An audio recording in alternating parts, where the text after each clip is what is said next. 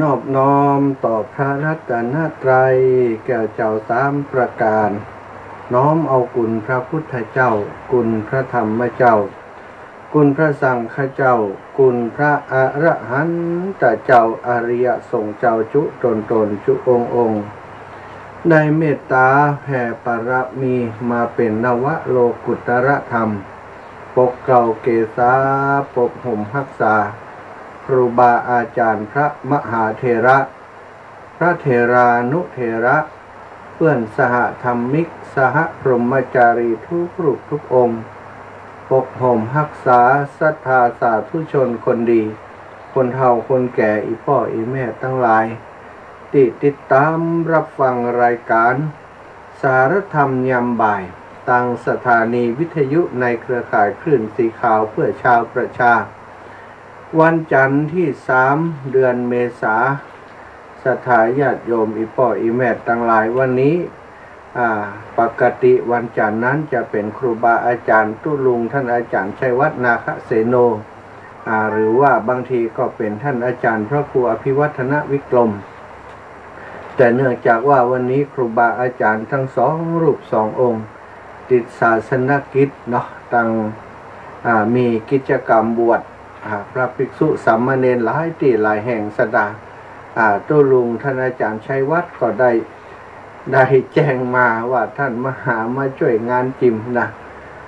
ซึ่งเป็นงานบรรพชาอุปสมบรรพชาสามเณรภาคฤดูร้อนที่เชียงใหม่ในพื้นที่ของท่านอาจารย์แต่พอดีอาตมาภาพก็ติดงานที่จะช่วยงานครูบาอาจารย์ที่วัดทุ่งทองเนาะท่านอาจารย์ณรงค์ชัยพระประหลัดณรงค์ชัยอัควโรเลขานุการหลวงพ่อเจ้าคณะอำเภอแจ้ห่ม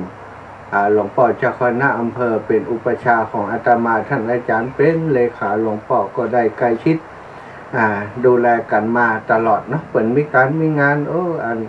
ถ้าจะละจะสวะไปที่อื่นเนี่ยก็รู้สึกอะไรอยู่ก็เลยจำเป็นต้องอยู่ช่วยนะดูแลงานการของครูบาอาจารย์วันที่5ที่จะถึงนี้วันนี้วันที่3 4 5แห่ง2วันเนาะเพิ่นก็จะมีปอยหลวงฉลองกุฏิลังใหญ่ฉลองศาลาต้อนรับแขกของวัดทุ่งทองแล้วก็ร่วมลวดฉลองการตั้งเจ้าอาวาสโดยท่านอาจารย์พระประหลัดณรงค์ชัยอัควโรได้รับแต่งตั้งเป็นเจ้าอาวาสวัดทุ่งทองโดยสถาก็จะมีการเฉลิมฉลองสมโภชกุฏิตัวเป็นปอยหลวงเนาะกุฏิสงฆ์แล้วก็ศาลาปฏิบัติธรรมแล้วก็มาเรื่องของฉลองตั้งเจ้าอาวาสของท่านอาจารย์เป็นมุทิตาให้กับท่านอาจารย์ประหลัดณรงค์ชัยอัควโรในวันที่5นะก็เลยได้มาช่วยงานวันนี้ไปช่วยงานเพิ่นได้เพิกตอน ลืมเอาบ่ได้ลืมเราตั้งใจว่าตอนเย็นๆจะกลับมาจัดรายการที่วัดทุ่งโป่งที่อาตมาพักอยู่คืนที่ผ่านมาและคืนนี้นะวันพุธก็ไปที่วัดทุ่งตองแล้วก็จะเอาอุปกรณ์การถ่ายทอดเครื่องมือไปโดยแต่วันนี้ตั้งใจว่าจะกลับมาพักจำวัดที่วัดทุ่งโป่งก่อนนี่เนาะบอกไปได้นอนเหมือนละ แต่พอดีว่าท่านอาจารย์พระครูได้แจ้งมาก็เลยแต่เจอเป็นได้เกินตอนปีกมาเนาะสถานญาติโยมอีพ่ออีแม่เฒ่าแก่ทั้งหลายพบปะกันแล้ววันนี้ก็จะนำสารธรรมดีๆมาแบ่งปันก่อนที่จะได้อุดจาถึงการงานของครูบาอาจารย์ในช่วงนี้ในระยะนี้ติดไกลเข้ามาแล้วเนาะการคารวะดำหัวครูบาอาจารย์ในเครือข่ายคลื่นสีขาววันที่9เดือนเมษายนนี้ก็ใกล้เข้ามาแล้วแต่เจ้าได้ฟังรายการที่ท่านอาจารย์จัดเพิ่นก็ได้แจ้งบอกไปในสิ่งที่จะต้องเตรียมหลายๆอย่างเนาะในการที่จะมาร่วมงานด้วยกันในครั้งนี้คนเฒ่าคนแก่อีพ่ออีแม่จะเตรียมกันยังมากันพร้อมนะเป็นสปะสเปกกันเดี๋ยวก็จะอู้กันเนาะขออนุญาตกำเนิดสถาญาติโยมมีเสียงเซี่ยวอากาศมันร้อนเนาะขออนุญาตกำเพราะมันอากาศร้อนแบบเปิดพัดลมก็บ่ได้สดาร้อนแก่นะแก่เด้ออากาศร้อนวันนี้นะ ตะคืนก็ฮ้อนอากาศตอนกลางวันนี่ก็ฮ้อนเสียงที่เข้าไปตั้งรายการอาจจะมีเสียงพัดลมเนาะก็ฟังเพื่อเข้าใจว่าเป็นเสียงพัดลมนะ เสียงพื้นนี่ ปิดพัดลมก็บ่ได้กุฏิเตียแต่มาอยู่บ่มีแอร์สถานญาติโยมมีแต่ลมธรรมดานี่นะถ้าแบบเปิดพัดลมก็อบอ้าวอยู่ในกุฏิก็เลยขออนุญาตเปิดพัดลมเนาะเสียงอาจจะเข้าไปตั้งไมค์ตั้งสถานีสักหน่อยขออภัยด้วยเนอะสถานทั้งหลายตะกี้ได้ว่าจะมีของฝากสถานญาติโยมอีพ่ออีแม่ทั้งหลายในมงคลของพระพุทธเจ้าเนาะในมงคลของพระพุทธเจ้า38ประการ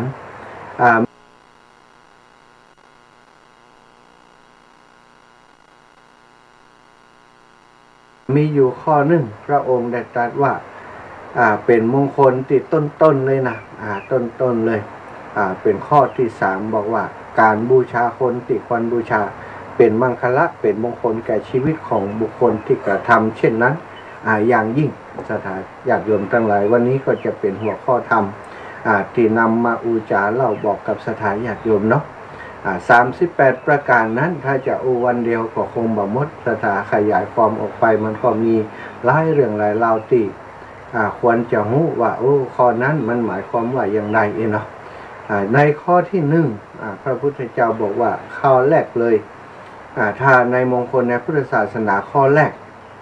พระองค์บอกว่าการบ่คบคนพาลการบ่คบคนพาล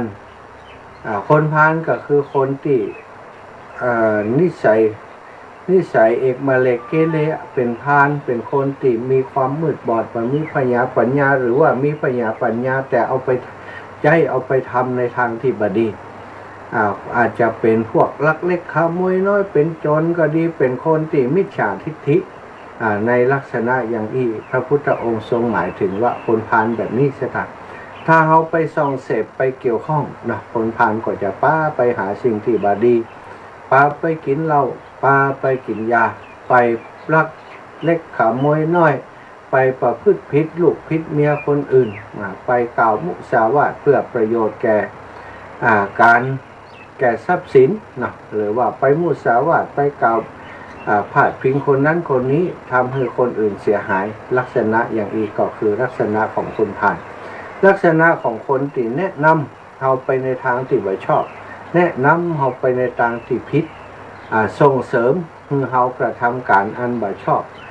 ส่งเสริมให้เขาทำในสิ่งที่ไม่ถูกต้อง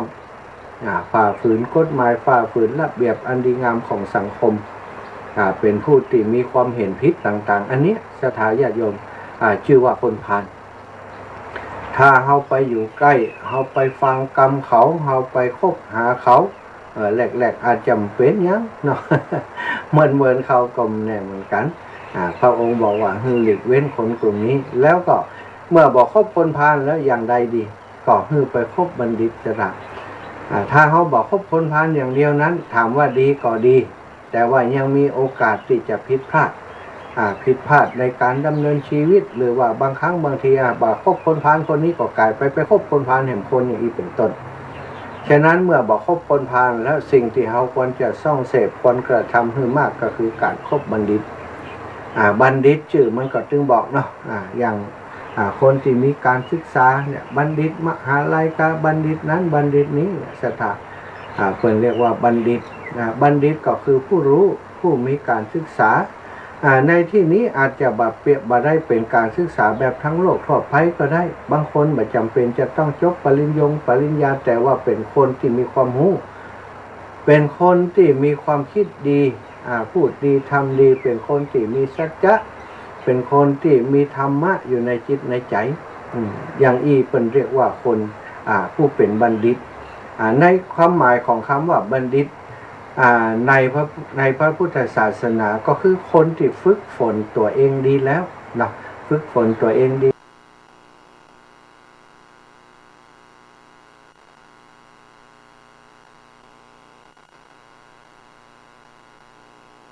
แล้วรักษาศีลปฏิบัติธรรมคือการรักษาศีลปฏิบัติธรรมมีความมั่นคงในจิตในใจเป็นผู้ที่มีความซื่อสัตย์ เป็นผู้ที่มีคันติโสรัจจะอดตะปะความเก่งกลัวต่อบาปแล้วก็ฝึกฝนตัวเองอยู่ในลู่ทางที่ถูกต้องเนาะตามหลักของพระพุทธศาสนาก็คือเป็นผู้ที่บ่ฆ่าสัตว์เป็นผู้เจริญเมตตาเป็นผู้ที่บ่ลักทรัพย์เป็นผู้ที่มีความเอ็นดูต่อสรรพสัตว์ทั้งหลายเป็นผู้ที่บ่พืชพิษในกามบ่ไปพืชพิษลูกพิษเมียไผเป็นผู้บ่อู้คำหยาบบ่พูดเพ้อเจ้อบ่พูดพดมดเฮ็ดเป็นผู้ที่บ่ดื่มสุราเมลัยลักษณะอย่างนี้เรียกว่าบัณฑิตสถานลักษณะของบัณฑิตที่ควรเสพควรคบเขาก็ฮู้กันเนาะแล้วก็พระพุทธองค์บอกว่าสิ่งเหล่านี้บัณฑิตหรือว่าผู้รู้เนี่ยคือกัลยาณมิตรและพระองค์ก็บอกว่าตัวพระองค์เนี่ยคือกัลยาณมิตรของ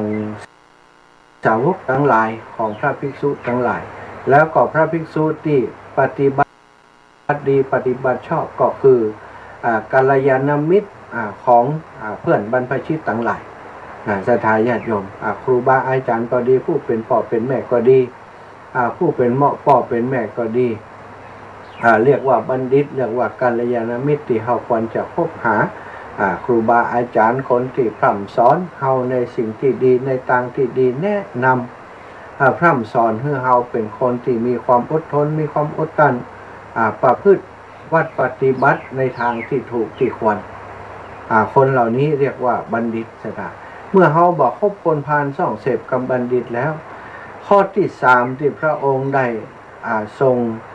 ตรัสบอกในมงคลที่อยู่ต้นของมงคลก็คือการบูชาคนที่ควรบูชาสถาเมื่อเราบอกคบคนพาลแล้วเราเป็นคนดีแล้วเขาไปคบบัณฑิตยิ่งเป็นคนดียิ่งตอกย้ำความเป็นคนดีของเขามากขึ้นแล้วพระองค์ก่อนแนะนำว่าจากนั้นก็คือควรจะบูชาคนที่ควรบูชาการบูชาคนที่ควรบูชาคนที่ควรบูชาคืออย่างเนาะการบูชาคืออย่างจะถามจริงๆแล้วการบูชาแต่เดิมมาก็มีการบูชาอยู่แล้วคนสมัยก่อนนับถือผีสางนางไม้คือสางนางไม้เทวบุตรเทวดาต่างๆสิ่งที่บ่หันตัวหันตนคิดว่าสิ่งเหล่านั้นสามารถโดนบันดาลให้ชีวิตของตัวเองดีก็ได้ชั่วก็ได้เนี่ยศรัทธาเลยไปสักการะบูชาพูดผีปีศาจตามสถานที่ต่างๆที่เพิ่นว่าโอ้ท่านนั้นท่านนี้ศักดิ์สิทธิ์นี่นะศรัทธาคนแม้กระทั่งสมัยนี้ศรัทธาก็ญาติโยมทั้งหลายก็จะหันอยู่บางฝ่องเอาเครื่องสักการะบูชาไปขูดไปบูชาต้นไม้ไปบูชาจุ่มพวกเนาะศรัทธาเนาะเคยหันกันอยู่เนาะก็เคยยะกันอยู่กับมั้งนะอันจุ่มพวกอยู่ที่ไหนสักที่สักแห่งหนึ่งเอาพวงมาลัยไปมัดไปห้อยเอาผ้าสบายไปห่มไปคลุมเอาผ้าสีไปมัดนะศรัทธาปล่อยแบบทั้งหลายพวกมาจุ่มพวกที่มันใหญ่ขึ้นพวกมันก็เอาดินมาแปะมาป้อนั่นนะถ้าจะปูจาก็คือปูจาความภาคเพียงของพวกเนาะแต่ว่าคนทั้งหลายนี่ปูจาพวกก็คือปูจาอยากจะฮื้อพวกฮื้ออย่างเนี้ยฮื้อโจกฮื้อหลับอย่างนี้ศรัทธาญาติโยมเจ้าปอบพวกเนาะอันนี้ก็ไปปูจากันปูจาพวกของปูจาเจ้าแม่นั่นเจ้าแม่นี่ผีนั่นผีนี่ศรัทธาไปพอเถอะนอนในประเทศไทยของเราที่ว่านับถือพุทธศาสนามีสปะสเปดที่เปิดไปปูจากันนั่นนะสิ่งเหล่านั้นตั้งแต่ 2,500 กว่าปีมาแล้วพระพุทธองค์ว่าบัดใจสิ่งที่ควรจะไปปูจาสักการะในฐานะที่เป็นเจ้าพุทธก็ต้องดูว่าใครคือคนที่เราควรบูชาถ้าเราบูชาถูกต้องตามหลักการของการบูชาเนาะการบูชานี่คือการสักการะบูชาอาจจะบูชาโดยของหอม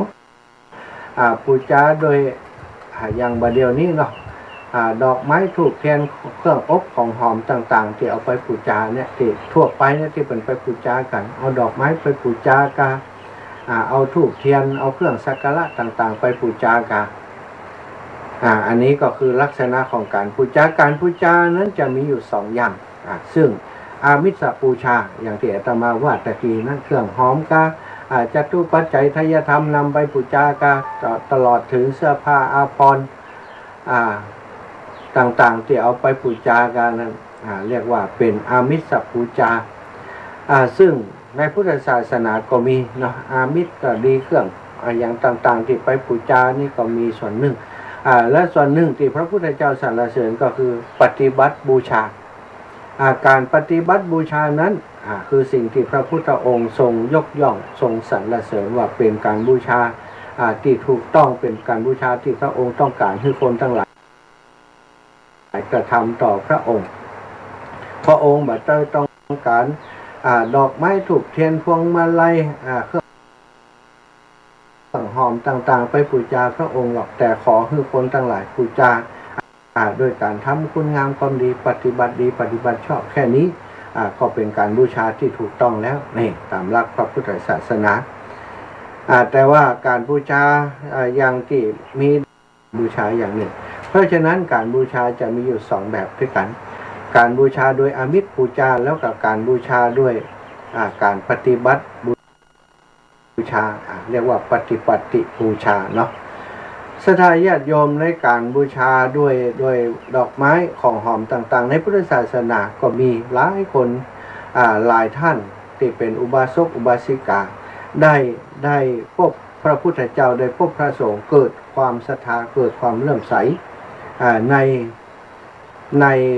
วัดปฏิบัติต่างๆของพระพุทธเจ้าของพระสงฆ์ทั้งหลายก็มีการบูชาด้วยของหอมโดยเครื่องควรต่างๆอันนี้ก็มีอย่างมีเรื่องเล่าว่านายสุมาณะมาลาการสุมาณะนายมาลาการชื่อสุมาณะสถามาลาการก็คือนายที่ทำหน้าที่เกี่ยวกับประดับประดาเกี่ยวกับดอกไม้ดอกดวงต่างๆซึ่งพระเจ้าพิมพิสารนี้ศรัทธาญาติโยมเมืองราชคฤห์พระองค์เป็นผู้ที่ชอบการประดับตกแต่งพระราชวังของพระองค์โดยเครื่องหอมต่างๆประดับประดาเนาะอย่างที่ประชุมที่สภากาที่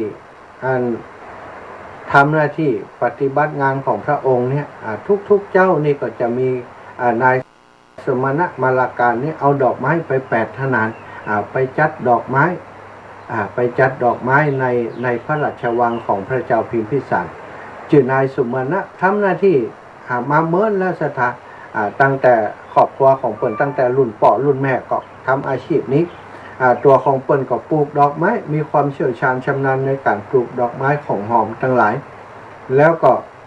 ทำหน้าที่ไปจัดไปตกแต่งดอกไม้ในพระราชวังของพระเจ้าพิมพิสารด้วยวันนั้นตื่นแต่เจ้าเนาะเก็บดอกไม้ได้เรียบร้อยแล้วได้8 ทนานสถานก็เอาเทินหัวไปเพื่อจะเอาไปที่พระราชวังของพระเจ้าพิมพิสารระหว่างทางที่เดินไปนั้นปรากฏว่าเดินไปพบพระพุทธองค์พระพุทธเจ้ากำลังเสด็จนำหมู่สาวกทั้งหลายเพื่อจะไปบิณฑบาตในเมืองราชคฤห์บริเวณในเมืองราชคฤห์นั้นสถานเมื่อนายสุมาณะมาลาการไปหันการเสด็จยรยะของพระพุทธเจ้ามีพระรัศมีส่องเป็นประกายทำให้แสงสว่างโชติช่วงชัชวาลรอบพระวรกายของพระองค์ซึ่งเป็นเรียกว่าพระฉัพพนรังสีสถาเปล่งประกายรู้สึกมีความศรัทธาเลื่อมใสในพระพุทธเจ้าเป็นอย่างยิ่งแล้วเขาก็เกิดความเลื่อมใสจึงคิดว่าเขาเนี่ยจักบูชาพระพุทธเจ้าโดยอย่างนี้น้อยถึงจะเหมาะสมกับพระพุทธเจ้าตอนเจ้านั้นตัวเองบ่มีอย่างศรัทธาเข้าน้ำโภชนาพระพุทธเจ้าไปบิณฑบาตถ้าได้เตรียมเข้าน้ำโภชนาอาหารเดินผ่านต่างอย่างอันปะอย่างอีก็ใส่บาตรก็จะเป็นการดีแต่นี้ตัวเก่าบ่มีเข้าน้ำโภชนาอาหารติดตัวสักอย่างมีแต่ดอกไม้เมื่อเขาบาหารสิ่งใดที่จะบูชาคุณพระพุทธเจ้าได้ก็เลยตัดสินใจว่าเขาจะถวายดอกไม้นี้ที่จะนำไปถวายพระราชาถวายแก่พระพุทธเจ้าเพื่อบูชาคุณพระพุทธองค์เถิด ในใจก็คิดว่าเอาเถอะเมื่อพระราชาบ่ได้รับดอกไม้วันนี้จะฆ่าเฮาก็ดีจะขับไล่เฮาออกจากเมืองก็ตามพระราชาจะประทานทรัพย์ก็เพียงพอแก่การเลี้ยงชีพแก่เฮาเท่านั้นส่วนการที่เฮาจะได้บูชาพระพุทธเจ้านั้นจะเป็นไปเพื่อประโยชน์เพื่อกูลและความสุขหาประมาณบ่ได้ทีเดียวจึงได้ตัดสินใจเด็ดขาดว่าเฮาจะบูชาเอาดอกไม้ที่เตรียมไปจัดดอกไม้ที่ถวายพระเจ้าพิมพิสารเนี่ยบูชาคุณพระพุทธเจ้าศรัทธาญาติโยมศรัทธาก็ฮู้ดีเนาะในสมัยระบบสมบูรณาญาสิทธิราชนั้นก็คือระบบกษัตริย์เนี่ยถ้ากษัตริย์พอใจนี่จะสั่งฆ่าไผก็ได้ศรัทธานายสมณะมาลาการก็คิดว่าจากมันก็สละชีวิตละวันนี้ถ้าพระเจ้าพิมพิสารจะโกรธจะเกลียดเรื่องที่เฮาบ่ได้นำดอกไม้ไปประดับตกแต่งจะโกรธจะเกลียดเฮาจะฆ่าเฮาก็จังจะไล่เฮาออกจากบ้านจากเมืองนี่ก็จังแต่ขอเถอะวันนี้ขอได้บูชาคุณพระพุทธเจ้าเมื่อได้ตัดสินใจอย่างอันเรียบร้อยแล้วศรัทธาเขาก็ได้ซัดเอาดอกไม้ตั้งหลายนั้นคือคงจะตั้งใจว่าจะเอาโปรยเนาะโปรยอันเพื่อจะให้พระพุทธเจ้าได้ทรงเหยียบย่างไปหรือว่าได้ซัดขึ้นไปบนอากาศคือเป็นธรรมเนียมเนาะถ้าคนอินเดียนี่ก็คงจะเข้าใจว่าซัดขึ้นไปกลางอากาศเนี่ยก็เป็นการบูชาคุณพระพุทธเจ้านายมาลาการได้ซัดดอกไม้บูชาพระพุทธเจ้าไปทั้ง8 ทนานดอกไม้เหล่านั้นได้เป็นซุ้มแบบซุ้มเป็นเพดานทนานที่1ซัดไปแล้วกลายเป็นว่าหมุนเวินอยู่บนพระเศียรบนกลางอากาศเนาะเป็นร่มเป็นเงากันแดดกันอย่างที่พระพุทธเจ้าหมุนอยู่บนวุ้นสถาเป็นดอกไม้อันซัดทนานที่2ที่3ออกถึงที่8ออกไปดอกไม้ทั้งหลายนั้นติดตามตั้งหน้าตั้งหลังของพระพุทธเจ้าเป็นเหมือนซุ้มนะสถาเหมือนเป็นซุ้มดอกไม้ติดตามพระพุทธเจ้าไปเหมือนกับมีชีวิตที่เป็นอย่างนี้ก็เพราะฤทธิ์ของพระพุทธองค์นั่นเองสถาฤทธิ์เพราะว่าฤทธิ์หรือว่าอำนาจหรือว่าบารมีของพระพุทธองค์ของเฮานั่นเองพอนายสุมาณะมาลาการนั้นซัดดอกไม้ไปอย่างอันและพระองค์ดอกไม้ทั้งหลายก็เหมือนประดุจกับว่ามีชีวิตบ่ได้ล่วงลงบนพื้นสักดอกเดียวกลายเป็นเพดานกลายเป็นดอกไม้ที่ห้อมล้อมพระพุทธองค์ไปตลอดเส้นทางที่พระองค์ไปบิณฑบาตนายสุมาณะมาลาการได้หานอย่างอันก่ออันดีใจอิ่มเอิบใจได้ตามเสด็จพระพุทธเจ้าไปพระพุทธเจ้าพระพุทธองค์ได้เสด็จไปในเมืองราชคฤห์เกือบจะทุกซอกทุกมุมสถานคนทั้งหลายที่มารอใส่บาตรหั่นดอกไม้เป็นอัศจรรย์เป็นเพดานตั้งบนหมุนหลอบตั้งบนวนอยู่หันแล้วก็เป็นซุ้มรอบพระวรกายของพระพุทธเจ้าติดตามตั้งหลังของพระพุทธเจ้าไปคนทั้งหลายหันก็สาธุการอัศจรรย์ใจนายสุมาณะมาลาการก็เช่นเดียวกันเขาได้ปิติอิ่มเอิบในสิ่งที่ได้หันดอกไม้ที่ตัวเองซัดไปเนี่ยกลายเป็นสิ่งที่ไปบูชาพระพุทธเจ้าอย่างที่บ่มีมาก่อนบ่เคยหันมาก่อนเลยศรัทธา เขาดีใจเมื่อเสด็จติดตามพระพุทธเจ้าไประยะหนึ่งก็เลยได้กลับไปบ้านกลับไปที่บ้านของตัวเก่านายสุมาณะมาลาการก็ได้เล่าเรื่องที่ตนดำดอกไม้ไปบูชาพระพุทธเจ้าให้กับคนในครอบครัวคือภรรยาและลูกๆฟังปรากฏว่าภรรยาและลูกๆได้ฟังก็ตกอกตกใจกันคนที่เป็นภรรยาโวยวายเลยบอกว่าท่านเนี่ยอย่างไปนี่พระเจ้าพิมพิสารเป็นคนอย่างใดท่านก็หู้อยู่โลพระราชามีอำนาจอย่างใดท่านก็หู้อยู่โลอันนี้ท่านกระทำการโดยพระละการบ่ได้ถามพระราชาก่อนว่าพระองค์จะพึงพอใจหรือไม่แล้วก็ดอกไม้นี่เป็นดอกไม้ที่ท่านเนี่ยไปฮับตังพระราชามาทุกวัน8 กหาปณะเนาะเพื่อจะเอา เอาดอกไม้ไปแลกสตางค์8 กหปณะทุกวันวันนี้ท่านทำผิดไปแล้ว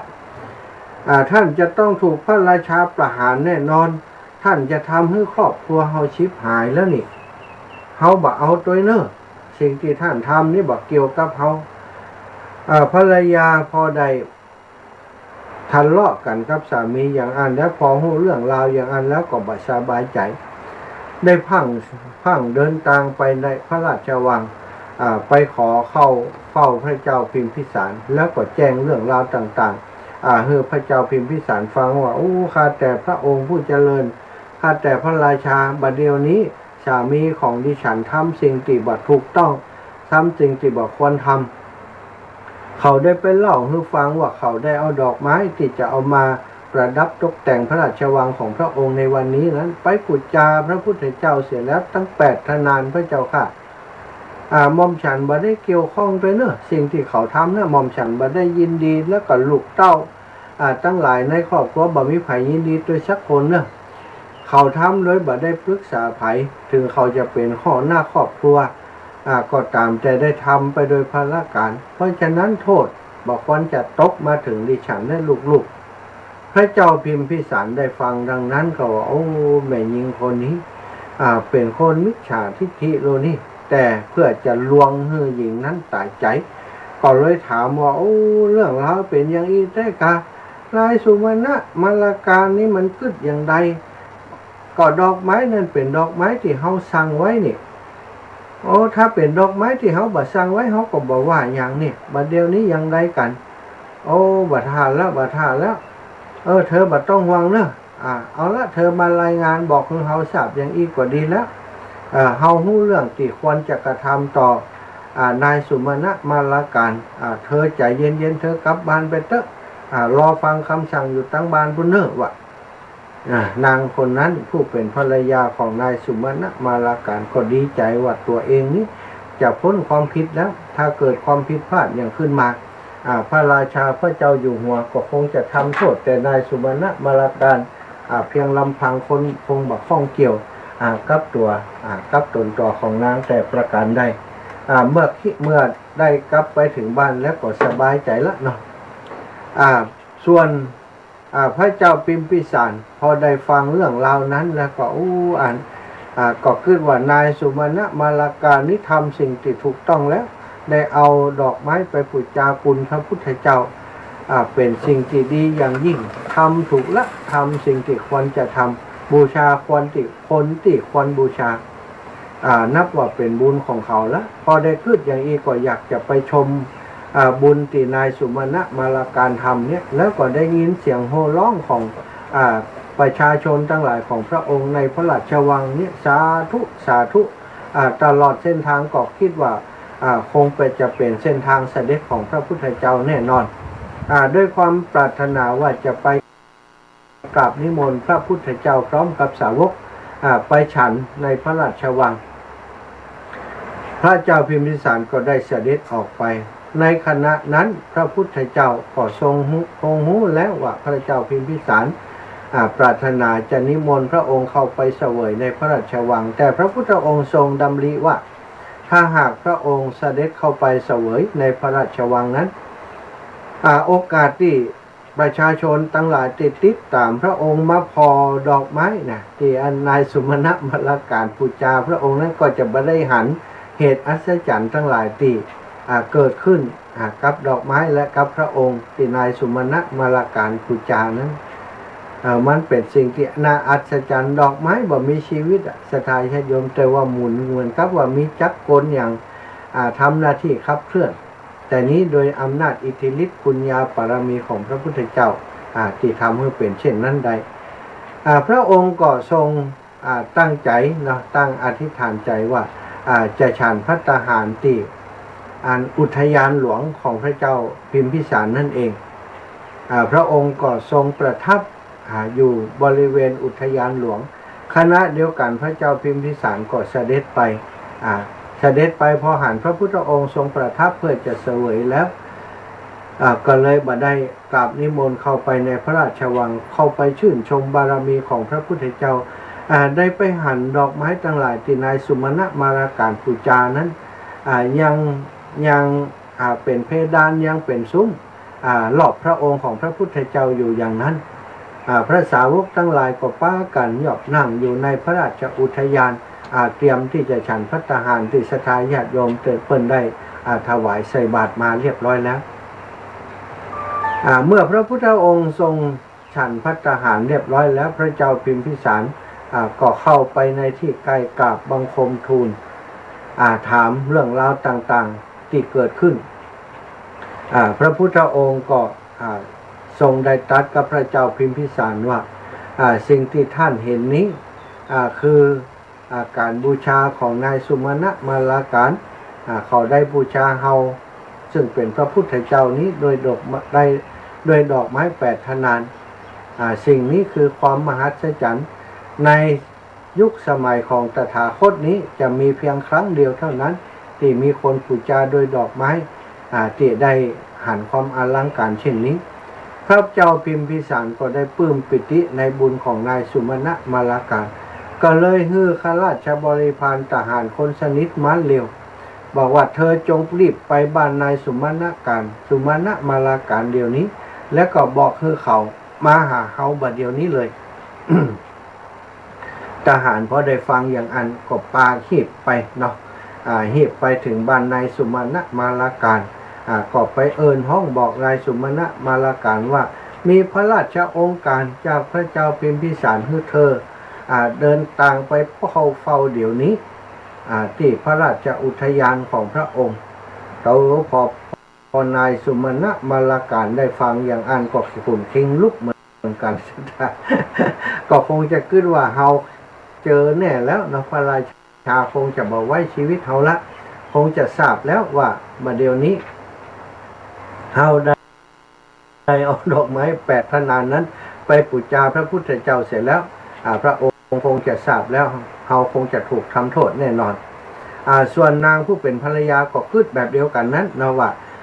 แต่ว่าเฮาคงจะรอดตัวแล้วพอเฮาได้ไปบอกพระราชาแล้วว่าเฮาบ่เกี่ยวข้องกับนายสุมาณะมาลาการเนอะตั้งแต่นี้ต่อไปก็เหมือนกับว่าประกาศว่าได้เลิกกันแล้วสถานได้เลิกกันแล้วเนื่องบัจจัยภรรยาของนายสุมาณะมาลาการตั้งแต่บัดนี้เป็นต้นไปตั้งแต่นายสุมาณะมาลาการเอาดอกไม้ของพระองค์ไปบูชาพระพุทธเจ้าเหี่ยนั้นถือว่าได้ยาขาดกันแล้วเนอะอยากเกี่ยวข้องกันแล้ว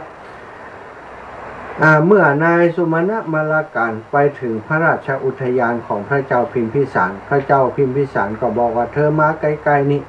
ก็ถามความทั้งปวงว่าเธอคิดอย่างไรนายสุมาณะมาลาการก็เล่าเรื่องราวต่างๆให้รับฟัง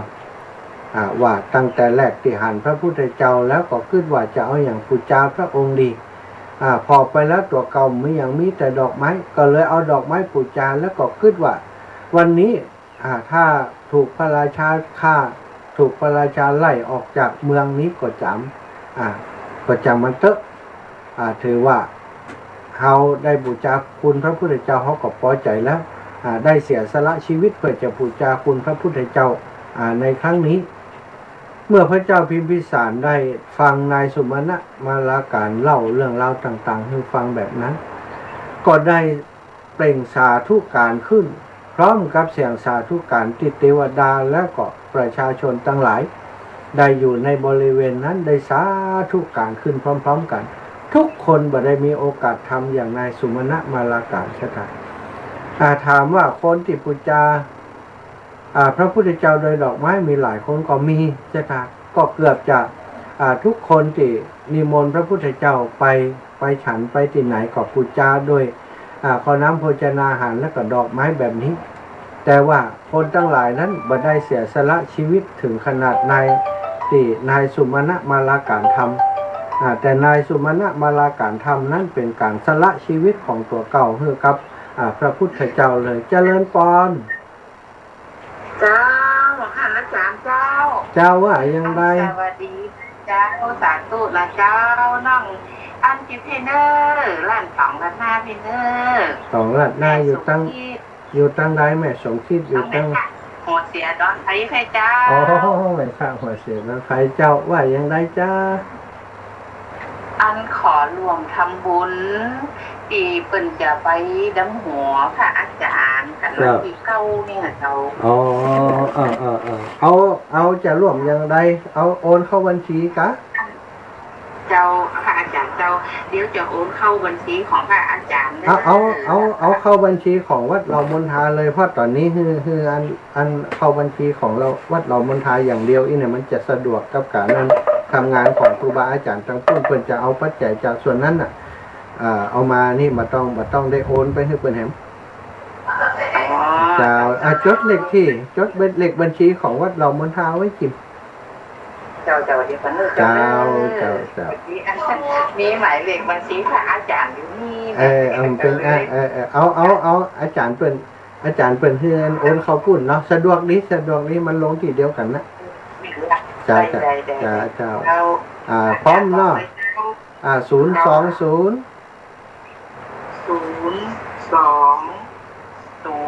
208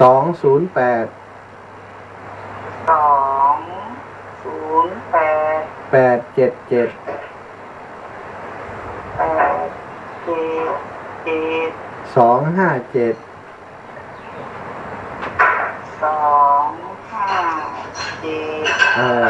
ธนาคารธกส.เนอะเจ้าอาจารย์ท่านอันยังมันนักค่ะได้บอกน้องธนาคารธกส. 020 208ถูกต้อง12ตัว020 208 877 257นี่12ตัวครับจะมันมี10ตัว12ตัวมันเป็นรหัสของอันนี้อย่างมันเป็นรหัสของอันสาขาด้วยอย่างมันจะมีรหัสของสาขาอยู่นะความจริงของมันจะมี10ตัวแต่ไอ้020นั่นเป็นรหัสของอันของอำเภอดอยลอยเอง020 208 877ธกส.เจ้าชื่อบัญชีชื่อว่าที่พักสงฆ์เหล่ามณฑาเนื้อถ้าเขาอันกดเลขที่ถูกมันจะขึ้นที่พักสงฆ์เหล่ามณฑาเนี่ยแสดงว่าถูกต้องเจ้าที่ชื่อก็คือชื่อแม่สมคิดเจ้าแม่สมคิดได้จดกันเด้อแม่สมคิดเราแม่สมคิดราชบุรุษค่ะแม่สมคิดราชบุรุษเนาะบุรุษบ้านพร้อมครอบครัวบ้านหัวเสือด้านไฟเนาะเจ้าที่อันบ้านหัวเสือด้านไฟคือเจ้าอันพระอาจารย์เจ้าจะรวมไป 1,000 บาทแล้วก็ทำบุญจะทำบุญแยกอันอย่างก็ได้ที่ได้ก็เจ้าค่ะอาจารย์หรือว่าทำทีเดียวกันนั่นเนาะแยกมันก็อยู่ในห้านะเดี๋ยวอาจารย์จะไปอันนี้เอาเพราะว่าอันอย่างนั้นก็เราว่าดำหัวนี่หมายความว่าถ้ามันครบหมดเนี่ยเพิ่นก็เอาปัจจัยส่วนที่เหลือเนี่ยเนาะเอาอันถวายบำรุงเป็นการใช้จ่ายอย่างต่างๆที่จัดกิจกรรมครั้งนี้เจ้าก็รวมกันท่านอาจารย์จะทุกได้รวมกันทั้งหมดเลยครับได้หมดจะแม่สมคิดราชบุรุษเนาะบ้านหัวเสือดอนไฟเนาะเจ้า 1,000 บาทแม่อยู่ที่ด้าน2ลัดหน้าเลยเจ้าด้าน2ลัดหน้าแหละวันน่าจะไปแอวหาเด้อเจ้าพระอาจารย์นะคะพระอาจารย์ต้องบอกไว้นะพอไปเป็นไปนะเจ้าเนาะมันเคยหันกันเตื้ออาจารย์ก็ยุ่งเจ้าหมวนเนี่ยให้หันเดียวกันเจ้าเดี๋ยวก่อนยินมาบ้านหมดไปมั้งแต่ก็ฟังถึงวันน่ะจะเอาพระอาจารย์เจ้าสนเลยเจ้าดีค่ะแต่ปีบุญมาจะแจ๊กมงเจ้าหนาดูบุญญาบารมีเฮาได้เกิดมาพบพระพุทธศาสนาแล้วก็มีจิตใจชอบฟังธรรมเนาะบางคนได้เบิ่นบ่ฮู้ก็ได้ฟังเนาะอันนี้ฟังบ่ได้ฟังถึงหมดได้ให้ฟังได้จิตใจเฮาสู้ลุงย้อมเพิ่นอู้ภาษานั่นเฮาก็ฟังบ่เฮาก็ปิดถึงแต่ว่าเฮาก็ปิดอยู่เจ้าฟังฮู้เรื่องเจ้านั่นล่ะสาธุเด้อขอบคุณเด้อแม่สมคิดเด้อจะได้จะโทรกลับหาได้จ้าสาธุครับสาธุเจ้าแม่ยายพรว่ายังไดรัชกาลเจ้าแล้วมายังมันจบเกี่ยวรถนิทาน นิทานยังมาจบเดือนน้ำตาเตกามาอยู่บ้านลูกหลานได้อากาศได้โอ้กะยังได้เอามาอยู่บ้านลูกหลานเนี่ยฮะง่วงอ๋อเจ้าดีกะมาเอาบุญกับลูกกับหลานเนี่ยวันนี้ห้างเลยนะอ๋อกะวันนี้มาดาเนาะโอ้เจ้าสาธุอนุโมทนาบุญกับแม่ยายพรเด้อเจ้าสาธุอ่ะนิทานยังมันจบกันเนอะสถานของโทมัสตะกี้เปิ่นบอกฮู้ว่าเขาจัดรายการเนาะเปิ่นโทรมาโยมแม่สมคิดลาดบุรุษนะพร้อมกับครอบครัวเปิ่นบ้านหัวเสือดอนไฟฟังครูบาอาจารย์กุตนกุองค์ร่วมบุญมาแหม 1,000 บาทนะร่วมบุญมาแหม 1,000 บาทให้เปิ่นโอนเข้าในบัญชีของวัดเหล่ามนทาก็สะดวกดีอันไปลงไปติดเดียวกันสถากับหลวดจดด้วยเนอะคนที่อันอยากจะร่วมบุญเป็นเจ้าภาพสั่งในการถวายครูบาอาจารย์ที่ไปร่วมกิจกรรมรดน้ำดำหัวเนาะก็จดเอาตะกี้ถึงว่าพระเจ้าพิมพิสารห้องนายสุมาณะมาราการไปก็สาธุการคนทั้งหลายก็สาธุการกับนายสุมาณะมาราการว่าโอ้นายสุมาณะมาราการนี้ได้ทำสิ่งที่ควรทำแล้วบูชาคนที่ควรบูชาแล้วพระเจ้าพิมพิสารได้ประทานเรียกว่าประทานปอนให้แก่นายสุมาณะมาราการปอนที่ประทานมีอย่างพ่องศรัทธาญาติโยมทั้งหลายปอนที่ประทานนั้นก็คือได้พระราชทานสิ่งของ8ชนิดคือจ้างม้าทาสทาสีเครื่องประดับนาลีอย่างละ8นะทรัพย์อีก 8,000 กหาปณะและบ้านสวยอีก8ตำบล8ตำบลไปสักหน่อยมันได้เนาะ8ตำบลก็เป็นอำเภอนึงกันเนาะ8ตำบลเนี่ยตัวตำบลนั่นมีคนที่ทรงสวยเมื่อก่อนสมัยก่อนเนี่ยเพิ่นเก็บภาษีด้วยการทรงสวยให้กับพระราชาอันนี้พระราชาแบ่งสวยว่าบ่ต้องส่งเข้าในคลังหลวงของพระองค์แต่ส่งไปให้นายสุมาณะมาราการโนสถาได้เป็นปนเลี้ยงในวันนั้นเลยส่วนภรรยาและลูกเต้าของนายสุมาณะมาราการก็อ้าปากค้างเวลาอยู่บ้านประกาศสถาเพราะบอกว่าได้เลิกกับนายสุมาณะมาราการเรียบร้อยแล้วพระเจ้าพิมพิสารก็ได้ก็เลยได้ประทานนาลีประทานทรัพย์สมบัติเฉพาะแต่นายสุมาณะมาราการคนที่บ่มีบุญก็คือลูกเมียของนายสุมาณะมาราการโอ้ความจริงถ้าสรรเสริญเยินยอในสิ่งที่สามีได้ทำโอ้ปอทำถูกต้องแล้วท่านบูชาคนที่ควรบูชาแล้วสาธุด้วยเนอะเขาจะเป็นอะไรอย่างก็เป็นด้วยกันอย่างอีก็จะได้บุญโดยอันนี้โอ้บักเกียวก็เฮาเนอะ ตายคนเดียวเถอะอีวะสุดท้ายกลายเป็นตัวตายกันเนาะนะต่อไปนี้นายสุมาณะมาราการก็เป็นไปเลี้ยงแล้วคนเลี้ยงแล้วตัวเองมันได้เป็นด้วยเปล่านะพ่อบอกว่าเลิกกับนายสุมาณะมาราการแล้วอีลูกเมื่ออันกลับถึงพระพุทธองค์ได้กลับถึงพระวิหารเวลุวันซึ่งพระเจ้าพิมพิสารได้ถวายที่เมืองราชคฤห์นั้นพระอานนท์ได้ทูลถามถึงผลบุญที่นายสุมาณะมาราการจะพึงได้รับพระพุทธองค์ก็ทรงตรัสว่านายสุมาณะมาราการนี้ได้สละชีวิตบูชาพระองค์ในครั้งนี้นั้นจักบ่ได้ไปเกิดในนรกตลอดแสนกับเมื่อพระพุทธองค์เสด็จเข้าพระคันธกุฏีเข้ากุฏินั่นศรัทธาญาติโยมดอกไม้ทั้งหลายเหล่านั้นก็ร่วงหล่นตกลงที่หน้าพระคันธกุฏีขาวผ่าเลือกไปเลยศรัทธาญาติโยมตกเย็นวันนั้นพวกภิกษุทั้งหลายก็ได้สนทนากันในโรงธรรมเรื่องการบูชาพระพุทธเจ้าของนายสุมาณะมาราการเป็นปกติถ้ามีเรื่องราวอย่างที่พิเศษหน่อยอีกหน่อย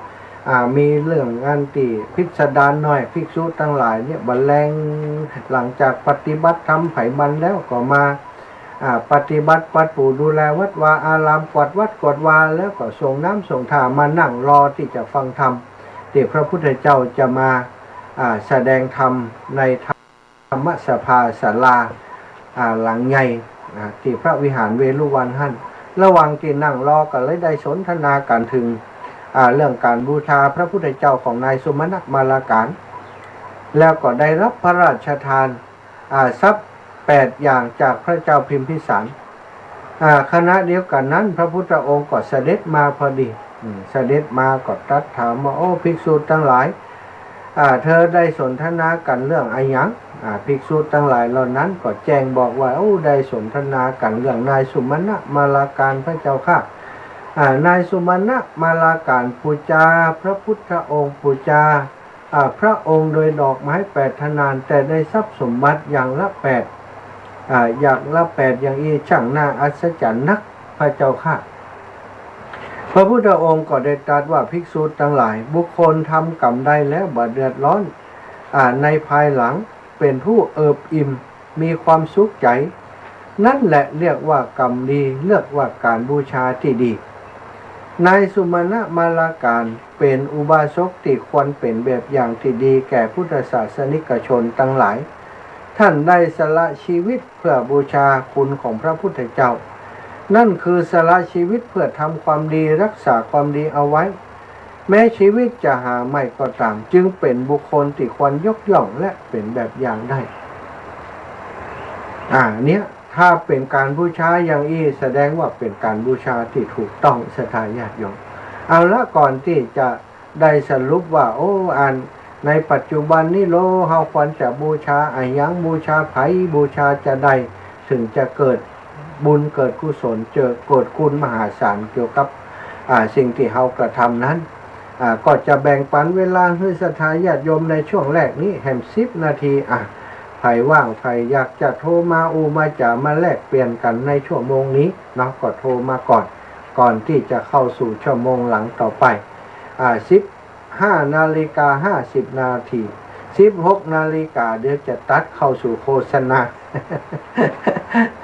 สปอตของสถานีกำ1แล้วก็จะมาพบกันในชั่วโมงที่2 16 นาฬิกา5 นาทีถึง 17 นาฬิกาเนาะสถาตั้งหลักแล้วไผ่สะดวกโทรมา0808844173โทรมาได้เลยเนอะ0808844173เบอร์เดิมเบอร์เก่าเบอร์เดิมเบอร์นี้ที่ใจติดต่อกับศรัทธาญาติโยมเวลาออกรายการทุกครั้งเนาะ0808844173ขอบอกเลขที่บัญชีของวัดเหล่ามนทาทิพย์ก่อนที่ศรัทธาจะโทรมาอีกครั้งหนึ่งเนอะเลขที่บัญชีวัดเหล่ามนทาทิพย์ที่เป็นบัญชีหลักในการที่จะให้ศรัทธาร่วมสนับสนุนกิจกรรมรดน้ำดำหัวครูบาอาจารย์ในครั้งนี้เลขที่บัญชี020-208-877-257 ธนาคารธกส.เนอะที่พักสงฆ์เหล่ามนทาเนาะเจริญปอนพี่น้องตังเมืองฝางไว้สักเจ้าคุณลูกแม่ตังอยู่นี่แม่ฟังอยู่เนอะอากาศร้อนเนอะแมงอย่างห้องนกเอียงห้องแคลงอากาศก็ร้อนอยู่โอ้ตังเพศก็เหมือนกันนี่แม่ตกแต่คืนนี้ตี 2 ตี 3ยังร้อนอยู่ลูกโอ้ตายอากาศมันนาเมษาเขาว่า40 ถึง 43 องศาพุ่นอีกว่ะเนาะหมอกควันล้นนักกว่าวันนี้